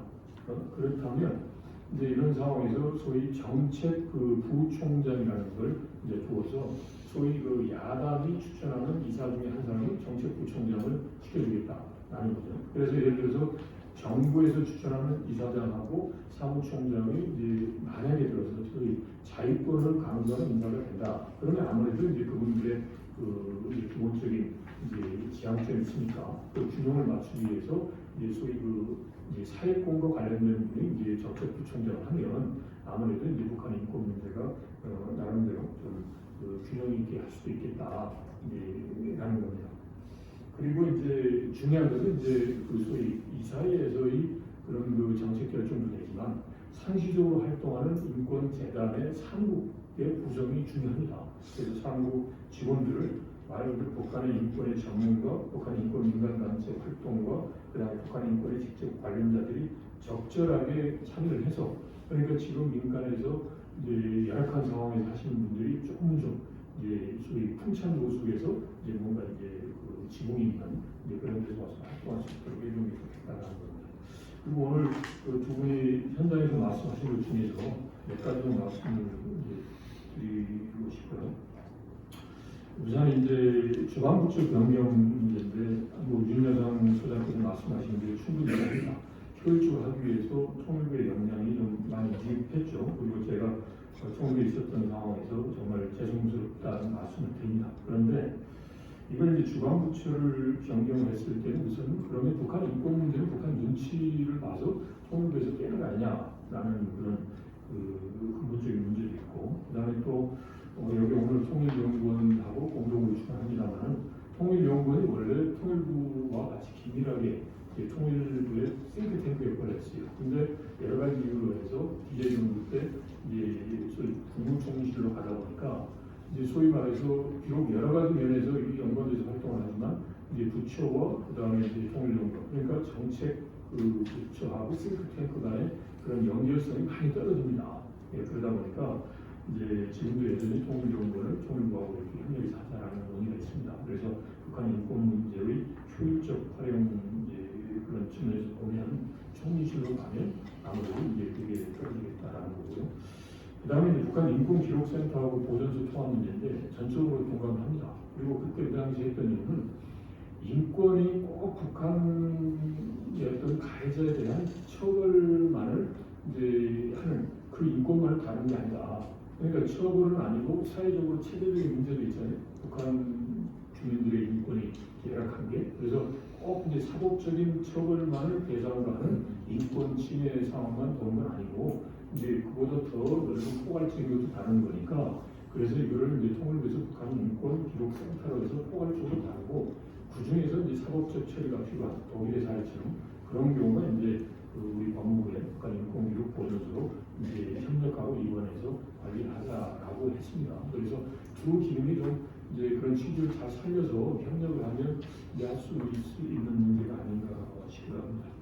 그 다음에 또 하나 이제 우리 이기창 실장님이 이제 정보 접근권 보장인데 요거 100% 동의하고 이런 게 들어갔으면 좋겠다라고 생각합니다. 그런데 그때 그 당시에 했던 거는 뭐냐면 구체적인 북한 인권과 관련된 여러 사안을 하나하나 법률에 담는 게 어렵습니다. 아까 말씀드린 대로 여야 간의 북한 인권에 대한 이제 생각도 다른데 이걸 하나 넣고 매번 이제 막 이제 다툼의 소주만 있고 그래서 이걸 이렇게 결과물을 낼 수 없다라고 해서 이런 구체적인 것은 이제 북한 인권 재단이 설립되면 거기서 논의하고 북한 내에서 인권 승진 자문회라는 이런 식으로 해서 풀어가자라고 했던 거거든요. 그래서 그런 점도 추가로 말씀드립니다. 자, 마무리하겠습니다. 북한의 인권은 인류 보편적 가치 문제이자 북한 주민은 헌법상 대한민국 국민이고 특히나 우리 이산가족들의 이제 전작은 상황에서 보면 이제 북한 인권 문제를 소위 남의 문제다라고 보는 것은 잘못된 것 같고요. 내 자신의 문제라는 인식에서 북한 주민의 인권 침해를 조금이라도 예방하고 덜어줄 수 있는 노력을 하는 게 당연한 인간적인 도리이자 책무라고 생각합니다. 그리고 북한 인권 문제를 제기하지 않는다고 해서 남북 관계가 좋아진다는 것은 정말 근거가 없는 정말 나약한 그 희망사항이고요. 자유민주주의 인권 등 보편가치 실현에 앞장서는 글로벌 중추 국가로서의 대한민국 정체성을 훼손시키는 어떻게 보면 비겁한 사고다라고 생각합니다. 아무쪼록 조속하게 2016년 제정된 북한 인권법이 완전하게 이행돼서 열악한 인권 사항에 처해 있는 북한 주민들의 고통이 해소되고 자유와 민주, 인권이 보장되는 체제에서 살고 있는 북한 주민의 희망이 실현되기를 바라겠습니다. 네, 마치겠습니다.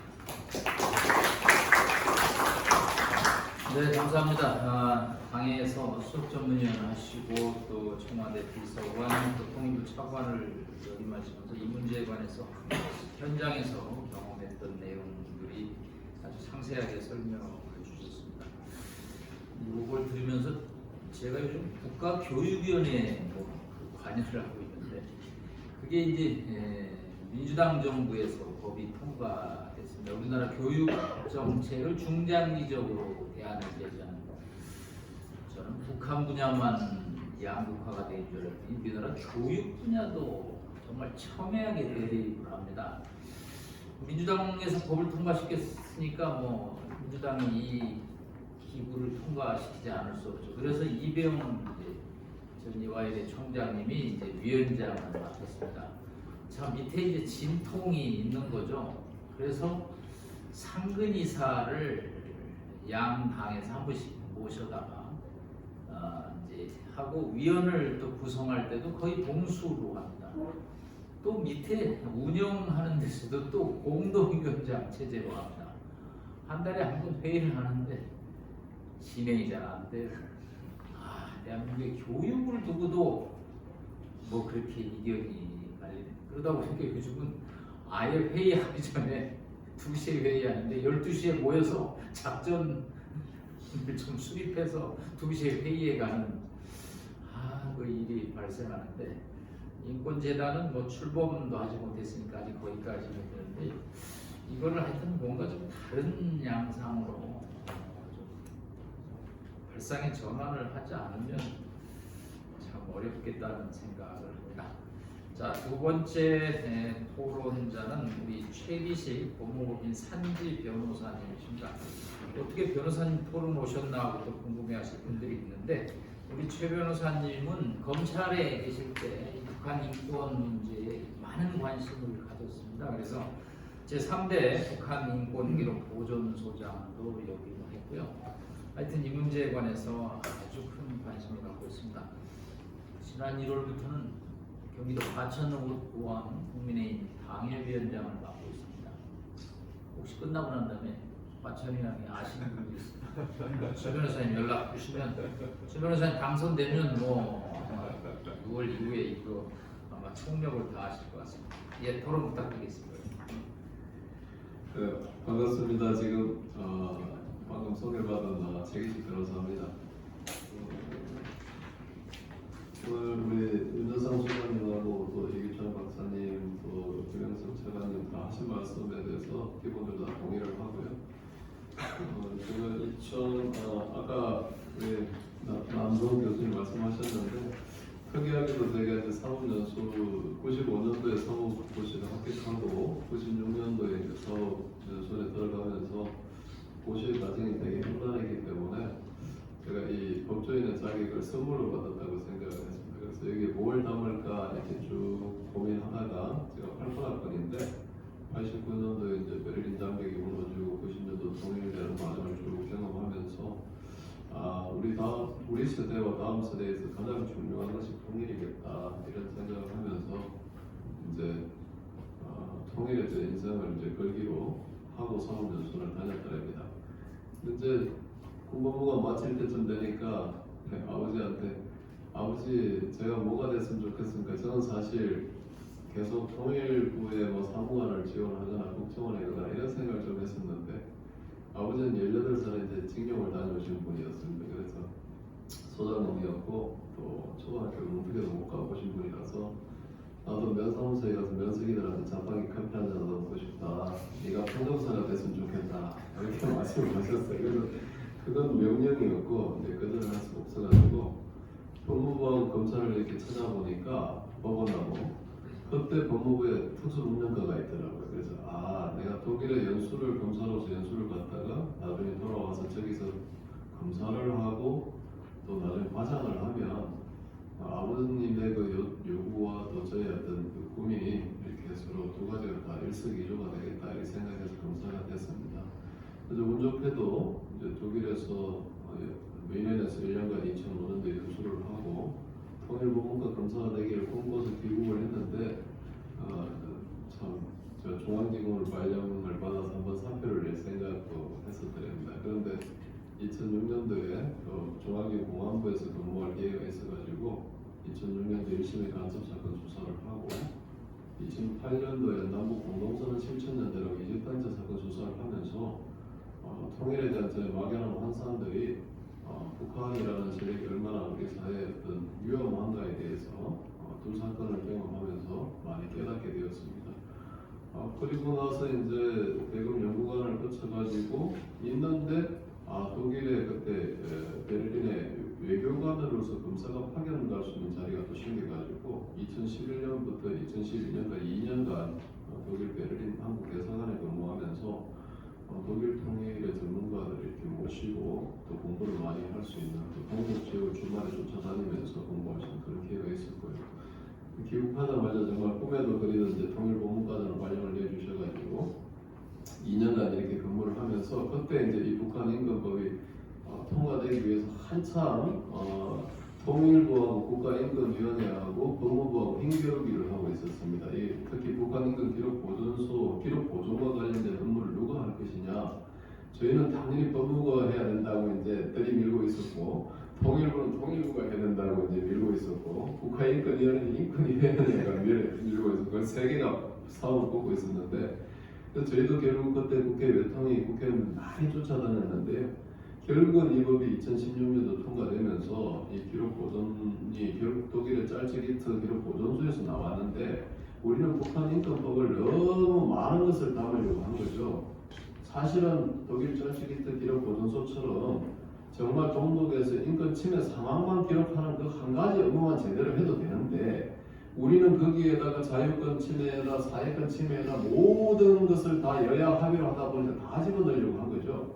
그러다 보니까 이 법이 형식적으로는 괜찮은 북한인권법을 만들어졌지만 실질적으로 제대로 기능하지 못하는 정말 아까 이런 소장님 말씀하셨지만 그런 형태로 지금 만들어져 버렸다는 거죠. 그래서 아까 말씀하신 대로 정말 제가 그 통일법무과장을 마치고 나중에 중앙지검에서 이제 부장검사를 마칠 때쯤 돼서 이제 VIP가 이제 그 중앙지검장으로 오셨는데 그때 우리가 떠날 때쯤 되니까 이제 부장들한테 당신들이 원하는 것을 좀 적어내라고 하는데 저 스스로 이 북한 인권기록보존소가 만들어지면 꼭 소장으로 가겠습니다고 하늘에 제가 서원을 했더랬는데 문재인 정부가 들었으니까 저기 가면 내 인사에 정말 치명타를 맞겠다는 생각을 하게 된 거예요. 왜냐하면 저기 가면 내 인사에 무덤인데라는 걸 뻔히 알면서 가기가 두려워지는 거예요. 저도 검사장이 되고 싶은 욕심이 조금 있었거든요.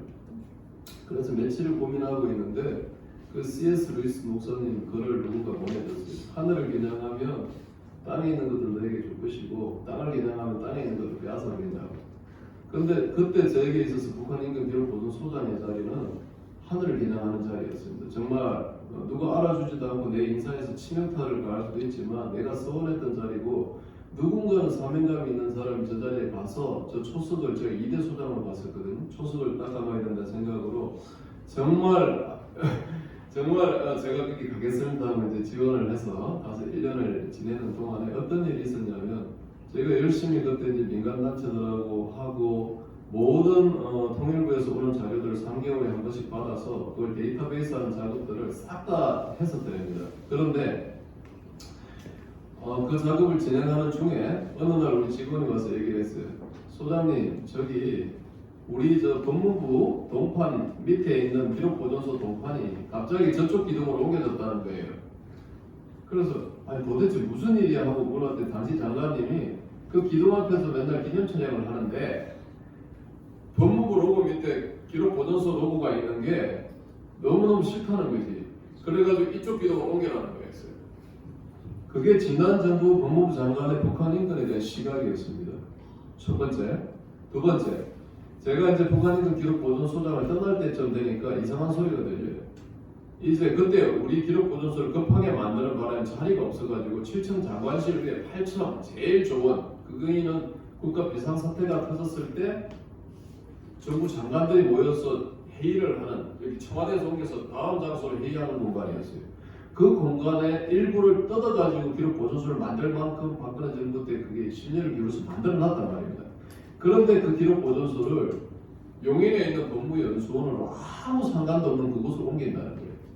그래서 진짜 아니나 다르게 제가 떠나고 난 뒤에 용인에 있는 그 법무연수원으로 기록보존소를 옮겨버리더라고요. 그리고 나더니 조금 있다가 제가 이제 다른 곳에 초상 검사를 하고 있는 들려오는 소문이 역대 1대, 2대, 3대 소장까지가 다 검사가 부장검사로 파견이 됐었는데 그 다음부터는 일반직 행정직원으로 소장 자리를 모하고 검사들이 서너 명이 나와 있었는데 검사들을 전부 다 빼버린 거죠. 그러니까 1단계로는 간판을 옮긴 것부터 시작해 현판을 옮긴 것부터 시작해서 사무실 옮기고 세 번째 검사들을 다 빼버렸죠. 그게 지난 정부 시절 북한 인권에 대한 시각인 거죠. 이런 것들을 염두에 두고 지금 북한 인권 재단을 출범시키는데 민주당이 협조할 수가 있겠습니까? 도무지 없다는 거죠. 저는 아까 김현수 차관님 말씀하셨지만 이 부분은 아까 교육 부분도 말씀하셨지만 이념 싸움이거든요. 그러니까 북한에 대한 시각이 완전히 다른 두 개의 이 교섭 단체가 이걸 합의해 줄 리가 없다는 겁니다. 그래서 오늘 이 토론회는 그냥 제가 지난번에 한번 검토를 요청받아가지고 한 걸 정리를 한 건데 이 법률적인 부분이라서 세 가지 정도를 검토를 했는데 첫 번째는 부작위 위법 확인 소송, 그러니까 교섭단체가 움직이지도 않고 국회의장이 움직이지 않을 때 부작위 위법 확인 소송을 할 수 있는지를 검토를 해봤는데 71쪽인데요. 우리가 한번 서울행정법원 사례를 한번 봤더니 특정 교섭단체에 추천을 받은 원고들이 통일부 장관과 B 정당을 피고로 해가지고 이사 임명 부작위 위법 확인 소송을 진행을 했더니 교섭단체 추천을 받았을 뿐 국회의 추천을 받은 상태가 아닌 원고들이 피고 통일부 장관에게 자신들의 임명을 요구할 법규상 조리상 권리를 가진다고 할 수 없다 해가지고 각하를 벌였어요. 네, 그래서 부작위 위법 확인 소송이 현재로서는 어렵다 이렇게 이제 판단을 했고 원고 적격도 이 사람들이 아직 어렵고 통일부 장관 정도만 원고 적격이 된다 이렇게 볼 수가 있는데 다만 통일부 장관도 이렇게 부작위 위법 확인 소송에서 국가기관, 행정기관 사이에서 권한의 존부와 범위에 관해서 다툼이 있는 경우에 71쪽에 보면 이건 권한 쟁의 심판으로 다뤄지기 때문에 부작위 위법 확인 소송은 어렵다 이렇게 저희들이 나름 잠정 법률 검토를 한 적이 있습니다.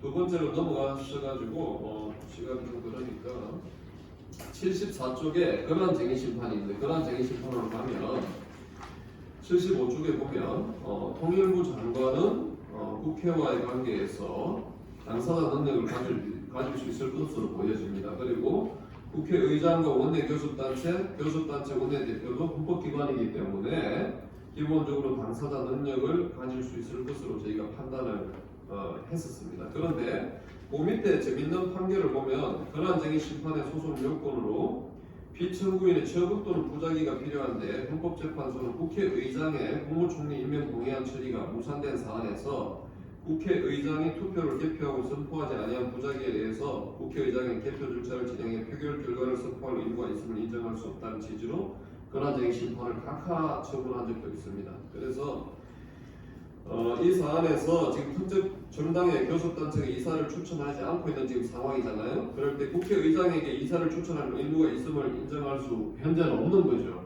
왜냐하면 추천이 1차 돼야 되는데 국회의장한테 명단이 안 왔기 때문에 국회의장을 상대로 할 수는 없다. 그런 원내 교섭단체를 상대로 일단 할 수가 있겠다 이렇게 보여지고요.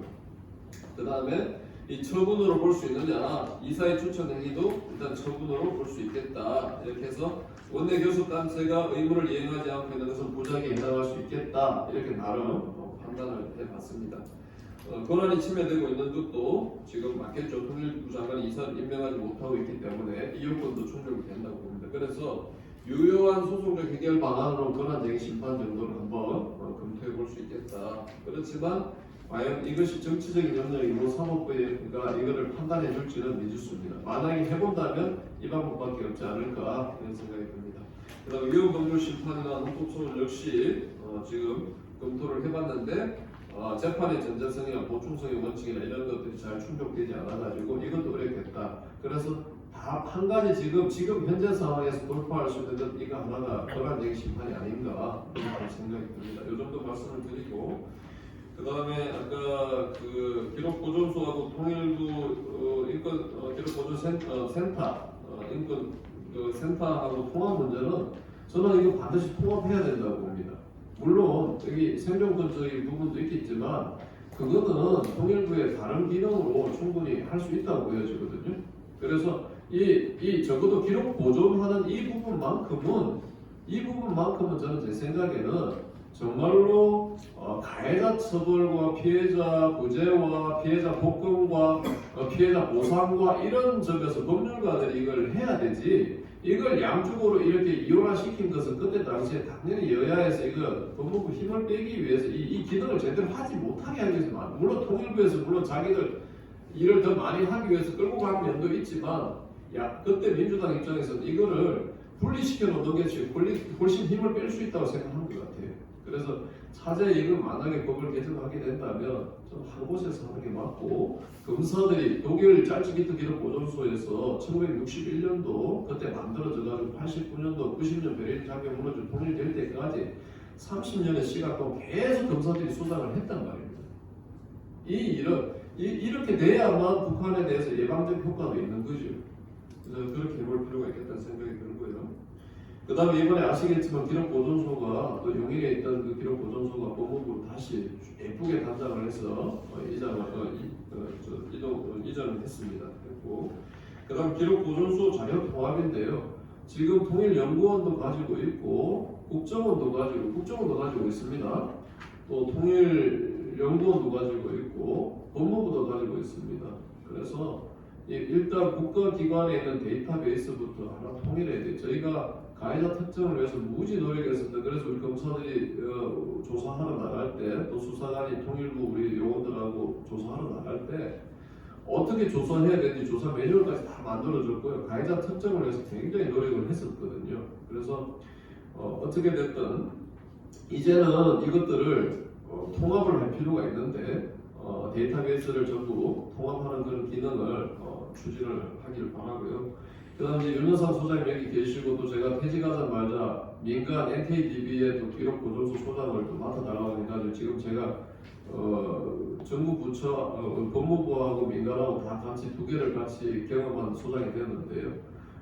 윤 소장님한테 가끔 제가 이런 말씀드려요. 소장님 이제 우리 소장님 갖고 있는 자료도 보존했던 자료들도 정부 기관하고 이제 합칠 필요가 있습니다.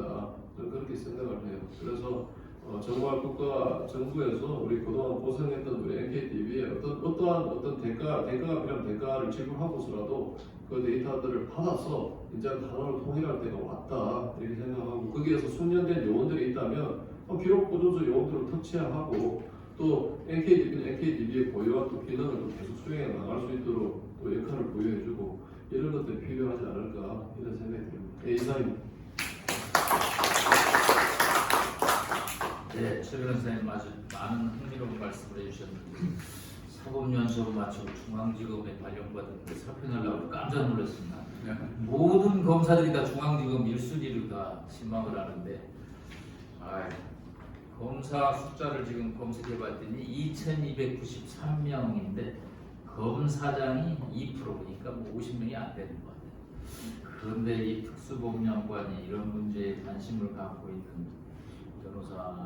검사분들이 그렇게 많지 않은데 최 변호사님 참 존경스럽습니다. 만족스럽습니다. 네, 뭐 어느 기관에서 해야 된다, 또 어떻게 해야 된다, 뭐 여러 가지 논의가 있을 수 있는데 하여튼 지금은 이 현행 법이 뭐 실행이 잘 안 되는 이 문제점을 어떻게 극복해야 될 것인지 결국은 뭐 내년 총선에서 판가름이 나지 않겠나 생각을 해봅니다. 자, 다음은 마지막 토론자로 통일연구원 이우태 연구위원입니다. 네, 북한 인권 증진을 위한 북한 인권 실행 발표 부탁드리겠습니다. 네, 남편님 소개해 주셔서 감사합니다. 앞서 윤재상 박사님, 이창 박사님, 또 김영석 차관님, 최희식 변호사님 모두 말씀하시는 거에 모아지는 하나의 결론은 결국 북한 인권재단이 하루속히 출범해야 된다는 측면인 것 같습니다. 그래서 저는 뭐 법적인 부분, 뭐 여러 가지 당시의 상황적인 부분도 다 있겠지만 현재 북한 인권법을 국내법으로 제정해서 시행하고 있는 한미 3국의 북한 인권법 내용을 한번 살펴보면서 각 특징이 어떤 게 있고 이에 따라서 왜 우리가 이 북한 인권재단을 조속히 출범해야 되는지를 한번 좀 말씀드리고자 하고 이 인권재단 이외에도 북한 인권법에 어떠한 내용이 더 담겨져야 북한 주민들의 실질적인 인권 개선에 도움이 될 수 있는가를 한번 같이 의견을 나눠보고자 합니다. 제가 81쪽에 제시한 것처럼 한국, 미국, 일본은 각기 이제 북한 인권 침해 사안이 굉장히 심각하다는 점을 공유하고 있고 미국서부터 이제 북한 인권법을 제정하고 이제 저희 한국이 2016년에 제정을 했죠. 이 미국과 일본의 인권법, 북한 인권법의 특징을 보면 우리와 극명하게 좀 특징이 나뉘는 점을 발견할 수가 있는데요. 미국 인권법 같은 경우에 뭐 목적이 이제 굉장히 5가지로 나와 있고 주요 내용을 보면 북한 주민들의 인권 증진, 그다음에 북한 주민들에 대한 지원, 그다음에 중국에 있는 북한 난민을 어떻게 할 것인가의 문제까지도 다 접근하고 있습니다. 그래서 더 구체적으로 북한 인권 증진을 위한 예산까지 200만 달러라는 예산까지 포함이 되어 있고요. 그다음에 정보 전파를 위한 방송 지원도 하고 있고 또 NGO와 국제단체가 북한에 대한 지원을 할 경우에 어떻게 해야 된다는 기준점도 명확하게 제시를 하고 있습니다. 이외에 앞서 말씀드렸던 것처럼 중국의 은신 중인 탈북민을 보호하기 위해서 중국 정부는 어떻게 해야 된다, 이것은 또 어떻게 다뤄야 된다는 내용까지 굉장히 세심하게 북한 인권 개선을 위한 내용을 담고 있죠. 이외에 일본의 북한 인권법을 살펴보면 미국과는 결이 조금 다릅니다. 일본의 북한 인권법은 북한 당국에 의해 납치된 일본인 문제를 최우선적으로 해결한다는 내용이 일본의 북한 인권법의 특징인데요. 여기서 제가 볼 때 이 핵심은 뭐냐면 일본 북한 인권법의 핵심은 일본 정부가 요구하는 납치자 문제에 대해서 북한이 어떠한 개선 의지를 보이지 않을 경우에 일본이 경제 제재를 가할 수 있다. 이 내용이 법상에 들어가 있다는 내용입니다. 이 부분은 굉장히 일본 정부로서는 북한이 이 내용에 대해 심각하게 받아들이고 제스처를 취해라 이렇게 강제성을 부여한 조항이라고 볼 수 있는데요. 이처럼 미국과 일본의 북한 인권법은 그 두 개 국가가 추구하고자 하는 북한 인권의 내용이 명확하고 목적성이 뚜렷하게 담겨 있다고 볼 수 있겠습니다. 근데 이제 반면에 우리 이제 한국의 이제 북한 인권법을 살펴보면 좀 앞서 계속 말씀을 해주셨지만 목적성이 굉장히 광범위합니다. 광범위하고 지금 현재 북한 당국이 북한 주민들한테 자행하고 있는 인권 유린 상황 개선을 위한 어떤 실질적인 방안이라든지 아니면 이런 개선을 위한 어떤 방안 이런 것이 담겨져 있기보다는 좀 장기적인 접근법이 많이 포함되어 있는 북한 인권법의 특징을 볼 수 있는데요. 주로 제도를 만들어서 그 제도 안에서 어떤 방안을 논의하고 그런 방안을 제시하는 그런 조금 포괄적이고 장기적인 차원에서의 북한 인권법 내용으로 구성되어 있다고 볼 수 있겠습니다. 그런데 결국에는 이런 우리 북한 인권법의 특징은 결국은 제도와 기구의 현실화라고 볼 수 있을 때 가장 핵심은 북한 인권재단이거든요. 이 재단에서 결국에는 어떤 북한 인권 개선을 위한 방안을 제시하고 실질적인 내용을 집행을 해야 되는 기구로서 역할을 해야 되는데 이 북한 인권재단이 출범을 하지 못하고 계속 상화될 규정으로 되어 있을 경우에는 우리 북한 인권법의 핵심이 결국에는 이행이 되지 않는 부분이라는 거죠. 그렇게 될 경우에는 국제사회에서는 계속 요구를 합니다. 북한 인권의 주요 당사국, 핵심 책임을 지고 이행해야 될 당국은 한국이다.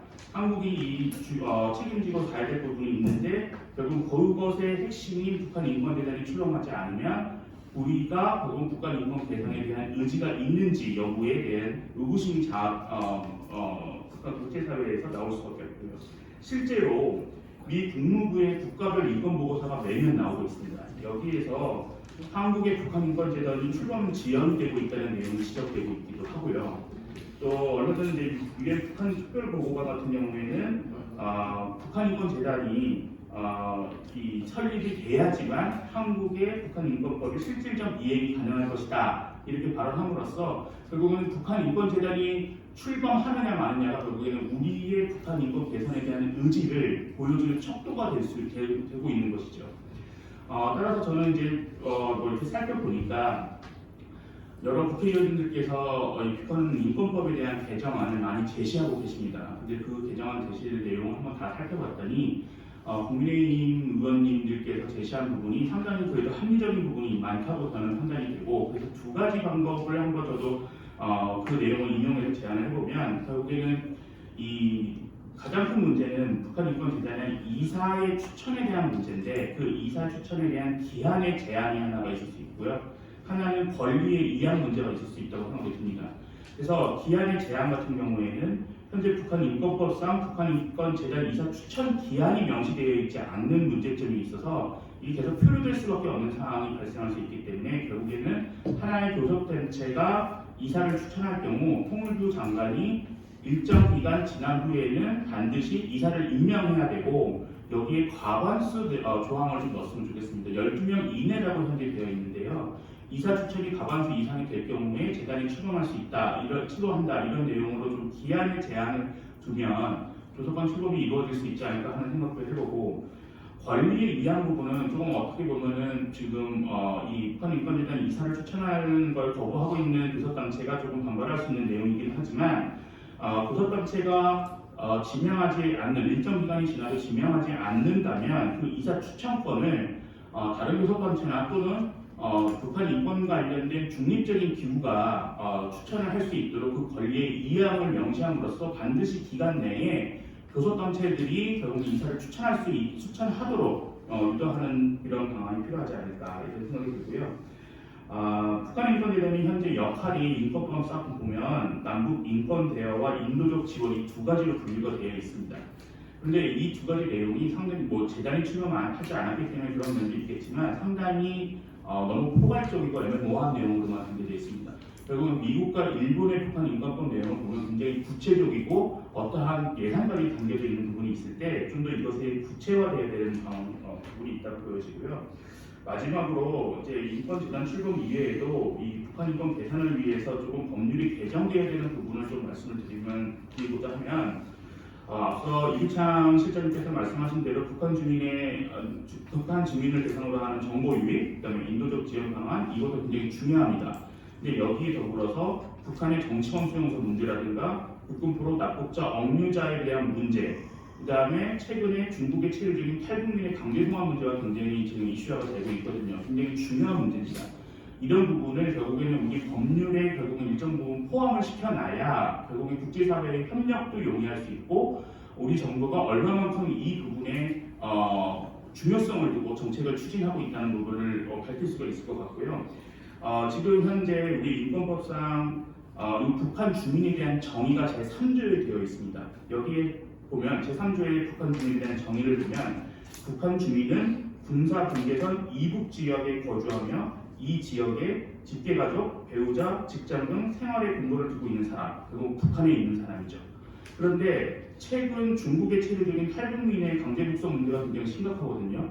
그렇게 되면 결국엔 북한 인권법에서 보호하고자 하는 대상의 범위를 북한에 거주하고 있는 북한 주민뿐만 아니라 제3국, 그것이 중국이 됐든 러시아가 됐든 제3국의 은신 중이거나 체류 중인 북한 주민에게도 이러한 정의의 대상을 좀 확대를 해야지만 우리가 북한 인권법을 추진하고자 하는 목적에 부합하지 않을까 이런 생각이 듭니다.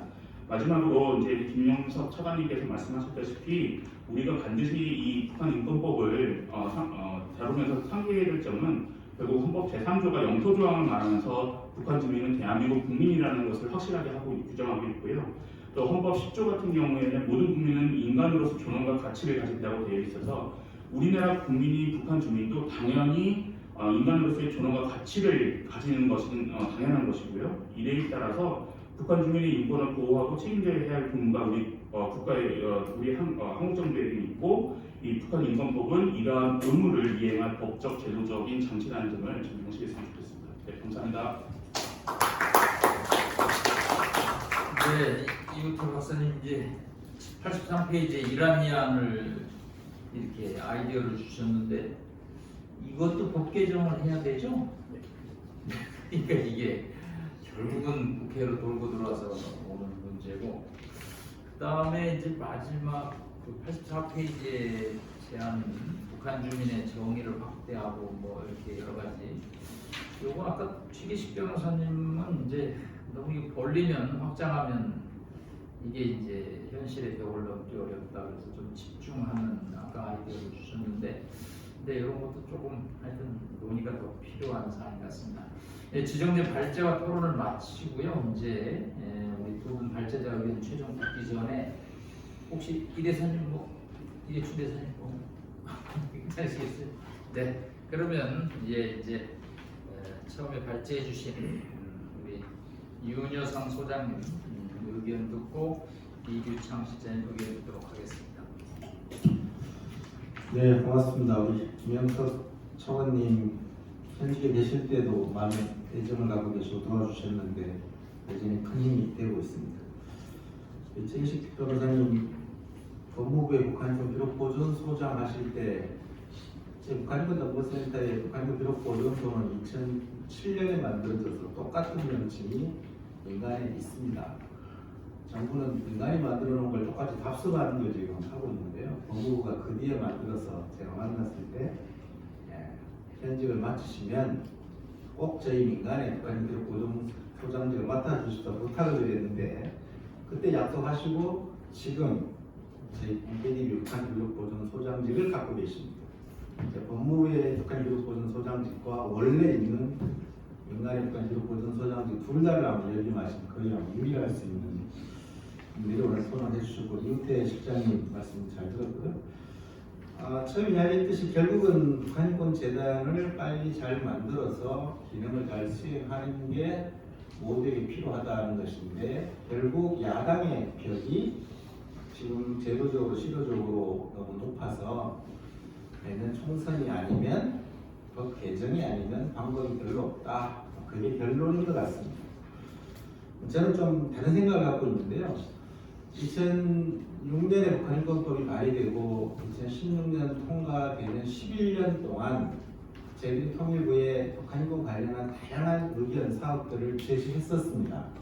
그때마다 통일부와 정부에 계신 분의 답변은 그게 좋은 내용인데요. 북한인권법이 통과가 안 돼서 북한인권법이 통과되면 이런 말씀을 모두 공통적으로 하셨습니다. 무슨 말이냐면 정부는 북한인권법이 통과되지 않아서 그것을 빌미로 할 수 있는 수많은 일을 안 할 수 있는 큰 명분을 가졌었다는 겁니다. 사실 북한인권법 통과되지 않는다고 해서 못할 일이 뭐가 있습니까? 북한인권 실태조사를 못하게 하면 못할 수 있습니까? 연구 용역을 못할 수 있습니까? 국제활동을 모두 다 할 수 있습니다. 정부의 의지만 있다면 대통령의 의지와 장관의 의지와 관료의 의지가 있다면 못할 거 없어요. 단 법이 만들어지면 법을 근거로 좀 더 명확하게 할 수 있겠죠. 이러한 상황은 지금도 전혀 변함없습니다. 북한인권법이 없어서 안 되는 건 아무것도 없습니다. 사실은.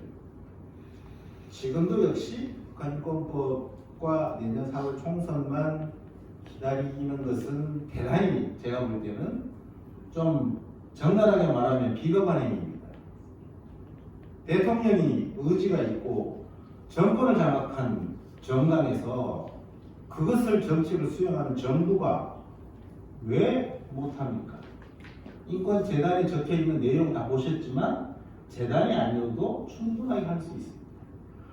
저는 그런 측면에서 정부와 민간 국제사회가 협력해서 역할을 수행하면 충분히 잘할 수 있다. 재단에 목맬 필요 별로 없다는 말씀이고요. 오히려 정부가 강조하니까 지금 북한인권 박물관 같은 거 저희들이 이재춘 대사님 추진위원장이고 만들고 있는데 이런 거 정부가 만들겠다고 나오거든요. 오히려 이런 악순환이 제기되는 것들은 정말 이를 위해 합리적으로 바꿀 필요가 있다는 거고, 아까 우리 최기식 변호사님 저희 민간이 가진 정보도 정부가 통합해야 되지 않느냐, 맞는 이야기죠. 사용되어져야 될 때는 분명히 통합되어져야 됩니다. 단 적나라하게 말하면요, 지금 저희가 가진 데이터의 양은 정부기관이 가진 양, 정부가 가진 통일부, 법무부 저희 가진 양이 3%, 2%도 되지 않습니다. 실제로 저희 연구원이 농담으로 그러죠. 정부권 민간으로 통합하는 양이죠. 무슨 98%를 2%로 통합하냐. 이게 현실입니다. 그리고 정권 바뀌면 간판을 떼어서 없애고 저 근원으로 쫓아내는 걸 본 민간의 입장에서는 민간의 정보를 정부에 합친다는 것은 지금의 정권 교체가 반복되는 상황에서는 불가능합니다. 그거 언제 없어질지 누구도 장담할 수 없기 때문입니다. 이런 우려를 갖고 있고 그러한 것이 불식되어져야 진정한 민간과 정부 협력이 되지 않을까 이렇게 말씀하시겠습니다. 고맙습니다. 네. 잠깐 이규총님 이전에 제가 우리 김성호 우리 여현 부원장님 말씀을 모청해 들었습니다. 네, 간단하게 한 말씀. 원장님이 모두에 말씀하신 대로 인권 문제는 보편적이기 때문에 북한이든 대한민국이든 미국이든 유럽이든 아프리카든 모든 나라가 지켜야 되는 문제이기 때문에 당연히 북한의 인권 문제에 대해서도 문제를 제기해야 되고, 특히 또 여야간에 이미 합의가 됐잖아요. 합의가 됐으면 그걸 지켜야죠. 더군다나 국회의원이 법을 만들었는데 그 법을 안 지킨다는 것 자체는 국회의원 스스로 의무를 포기하는 거고 자기가 국회의원이 아니라는 거잖아요. 국회의원이 대통령과 또 법원과 다 다른 게 뭐예요? 법을 만들 수 있는 권한이 있잖아요. 그 권한이 있으면 당연히 그 책임이 따라가야 되는 거고, 그래서 저는 이제 민주당이 이 법을 여야 합의를 만들어 놓고 북한인권재단 출범 안 시키는 것 자체가 이해가 안 되는 거죠. 기본적으로 상식에 어긋나는 거고, 일단 북한인권재단을 출범시키고 그 운영하는 과정에 있어서 문제가 생기고 그때 법을 개정하든 운영하는 방식에서 개정하든 그런 식의 절차를 지키는 게 저는 기본적인 상식이라고 봅니다. 그래서 이 문제에 대해서 민주당이 법을 만들어 놓고 실질적으로 이제 북한인권재단 출범을 가로막고 있는 이 부분에 대해서는 국민들이 잘 모릅니다. 그래서 저는 오늘 이 행사가 그런 민주당의 잘못된 생각 그런 부분을 국민들이 알리고, 또 결국은 민주주의는 여론의 예성직이기 때문에 그런 이런 국민들의 여론이 민주당으로 하여금 입법 취지에 맞게끔 북한인권재단 출범에 동참하도록 하는 그런 저는 좋은 기회라고 생각합니다. 네, 감사하다는 말씀 드리겠습니다. 네, 마지막 발제자 우리 이규창 선생님 부탁드리겠습니다. 예, 김영석 전 차관님, 최기식 변호사, 이국태 박사님 코멘트 토론해 주셔서 감사드리고요. 시간이 지났기 때문에 제가 다 답변드릴 수는 없을 것 같고 간단하게 몇 가지만 말씀드리겠습니다. 먼저 이게 균형적인 재단의 균형적인 인사 추천하자 자유권, 사유권 이렇게 했으면 좋겠다는데 사실 그렇게 되면 바람직한데 그게 지금 안 되는 거잖아요.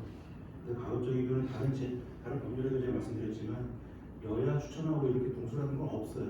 이게 이례적이고, 그래서 이게 균형적인 인사하는 그런 이 문제가 반복되지 않을까 좀 우려스럽고, 가급적이면 다른 법들처럼 그 여야가 좀 개입하는 가급적인 방제하고 통일부 장관이 인사를 하는 게 어떨까 생각이 들고요. 근데 정보 접근권에 대해서 구체적인 사항을 우리 북한인권을 받는 것은 아직까지 않다 말씀드렸는데, 여기 81페이지 미국 북한인권 보시면요, 목적이 5개 있습니다. 이게 다른 거는 다 우리 북한인권가 있는데 북한인권법도 식량권, 건강권, 여성권 이거 다 다루진 않고 특히 그 중에 정보 접근권만 남아있거든요. 근데 그런 점에서는 저는 정보 접근권은 좀 필요하지 않을까 그런 생각이 들고요. 마지막으로 북한 주변의 정의조항도 문제가 있다는 것을 공감을 하는데, 사실 우리 북한 일단 주민 정착 정법에 보면은 해외 북한 일단 주민들 보호를 위해서 외교적 노력을 해야 된다는 게 있습니다. 근데 북한 인권법에도 들어가면 그 정도 수준밖에 들어갈 수가 없을 것 같아요. 또 중복될 것 같고 법칙에 또 문제가 있을 것 같아서 물론 그거는 좀 논의가 더 필요하겠지만 북한 아예 없는 건 아닙니다. 북한 일단 정착 정법이기 때문에 그 정도 말씀을 드리고 마치겠습니다. 네, 김영수 차관님. 네. 예. 지금 이제 우리 유창희 씨가 말씀하셨는데, 그러니까 두 분이 뭐 입법 개정 사항에 대해서 제가 반대 의견을 하는 게 아닙니다. 이제 그거 그랬으면 좋겠다라는 거고, 그게 안 됐을 때 이제 차선책으로, 아까 우리 김성호 부원장님 말씀하신 대로 여야 합의했으면 합의한 법을 그대로 이행을 해라. 그래서 이제 북한 이제 반대하는 쪽에서 제내한 명분을 약화시키기 위해서 이렇게 제안을 제시했다라는 겁니다. 그리고 정보 접근법이 이제 개정했을 때 들어가는 걸 그것도 제가 반대하는 거 아니고요. 이제 그게 들어갔으면 뭐 당연히 바람직하죠. 근데 이제 다만 그때 그 당시에는 여러 가지를 듣다 보면 이제 소위 다툼의 그런 소리가 많아지니까 좀 포괄적으로 했다라는 말씀을 이제 일단 이제 드립니다. 예. 네, 마치기 전에 오늘 후원해 주신 태영호 의원님 발언 최종적으로 듣도록 하겠습니다. 네, 저는 정치인으로서 이 북한 인권법에 대해서 대단히 회의적인 생각을 가지고 있습니다. 저는 2016년에 우리가 이 북한 인권법을 만들지 않았더라면 어떻게 됐을까 이 생각을 저는 많이 하고 있는 사람입니다. 이 북한 인권법이라는 게 우리가 구조적으로 오늘 많은 분들이 얘기했지만은 북한 인권이라는 새가 앞으로 날아야 되겠는데 오른쪽 날개는 앞에 방향으로 날고 왼쪽 날개는 뒷방향을 향해서 날고 있는 새입니다.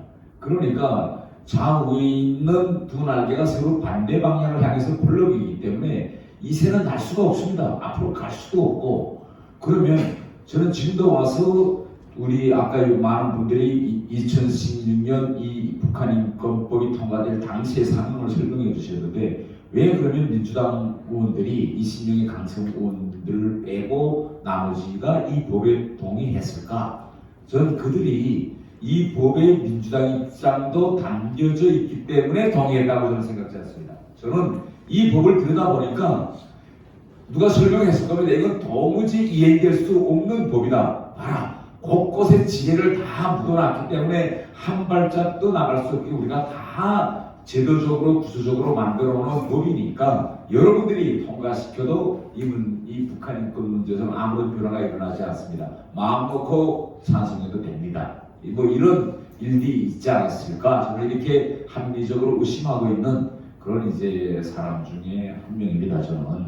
그래서 아까 많은 분들이 내년 총선에서 저희가 다수당이 된다면 이 북한 인권법을 다시 한번 선보자 이런 이제 말씀들을 많이 하셨는데 이건 뭐 어느 한 부분적인 내용을 뜯어고치는 정도의 선을 대해서는 안 되고요. 근본적인 방향적인 문제부터 북한 인권법에 대한 방향적인 문제부터 저는 바로 정해야 된다. 북한 인권이라는 새가 정말 북한에 있는 주민들의 인권을 위한 법이고 그들을 향해서 이 새가 날아갈 수 있도록 완전히 근본적인 변화를 가져야 된다. 저는 이렇게 생각합니다. 감사합니다. 네, 태영 의원님 또 심도 있는 분석을 주셨습니다. 네, 오늘 토론의 제목이 북한 인권법 실행인데 이 실행을 안 되면 플랜 B가 좀 필요한 것 같습니다. 결국은 뭐 장내에서 안 되면 장외로 가야죠. 네, 우리 윤여성 소장이 비겁하다고 그랬는데 네, 뭐 불편한 진실을 해결하기 위해서 조금 법 실행만 또 너무 기다리지 말고 뭐 다른 분야의 예산을 확보해서 일종의 뭐 시민운동 차원에서 추진을 해나가야 되고 있을 겁니다. 자, 오늘 북한 인권법 실행을 위한 바람직한 방향의 세미나를 주최해 주신 통일연구원 여의도연구원에게 감사드리고 후원해주신 태용 의원실도 감사드립니다. 오늘 이 내용은 우리 이윤식 우리 여의도연구원 실장께서 잘 정리해서 용산과 당대표에게 아마 내일 정도 보고를 할 것으로 봅니다. 다시 한번 협조해 주신 여러분들께 감사 말씀드립니다. 고맙습니다.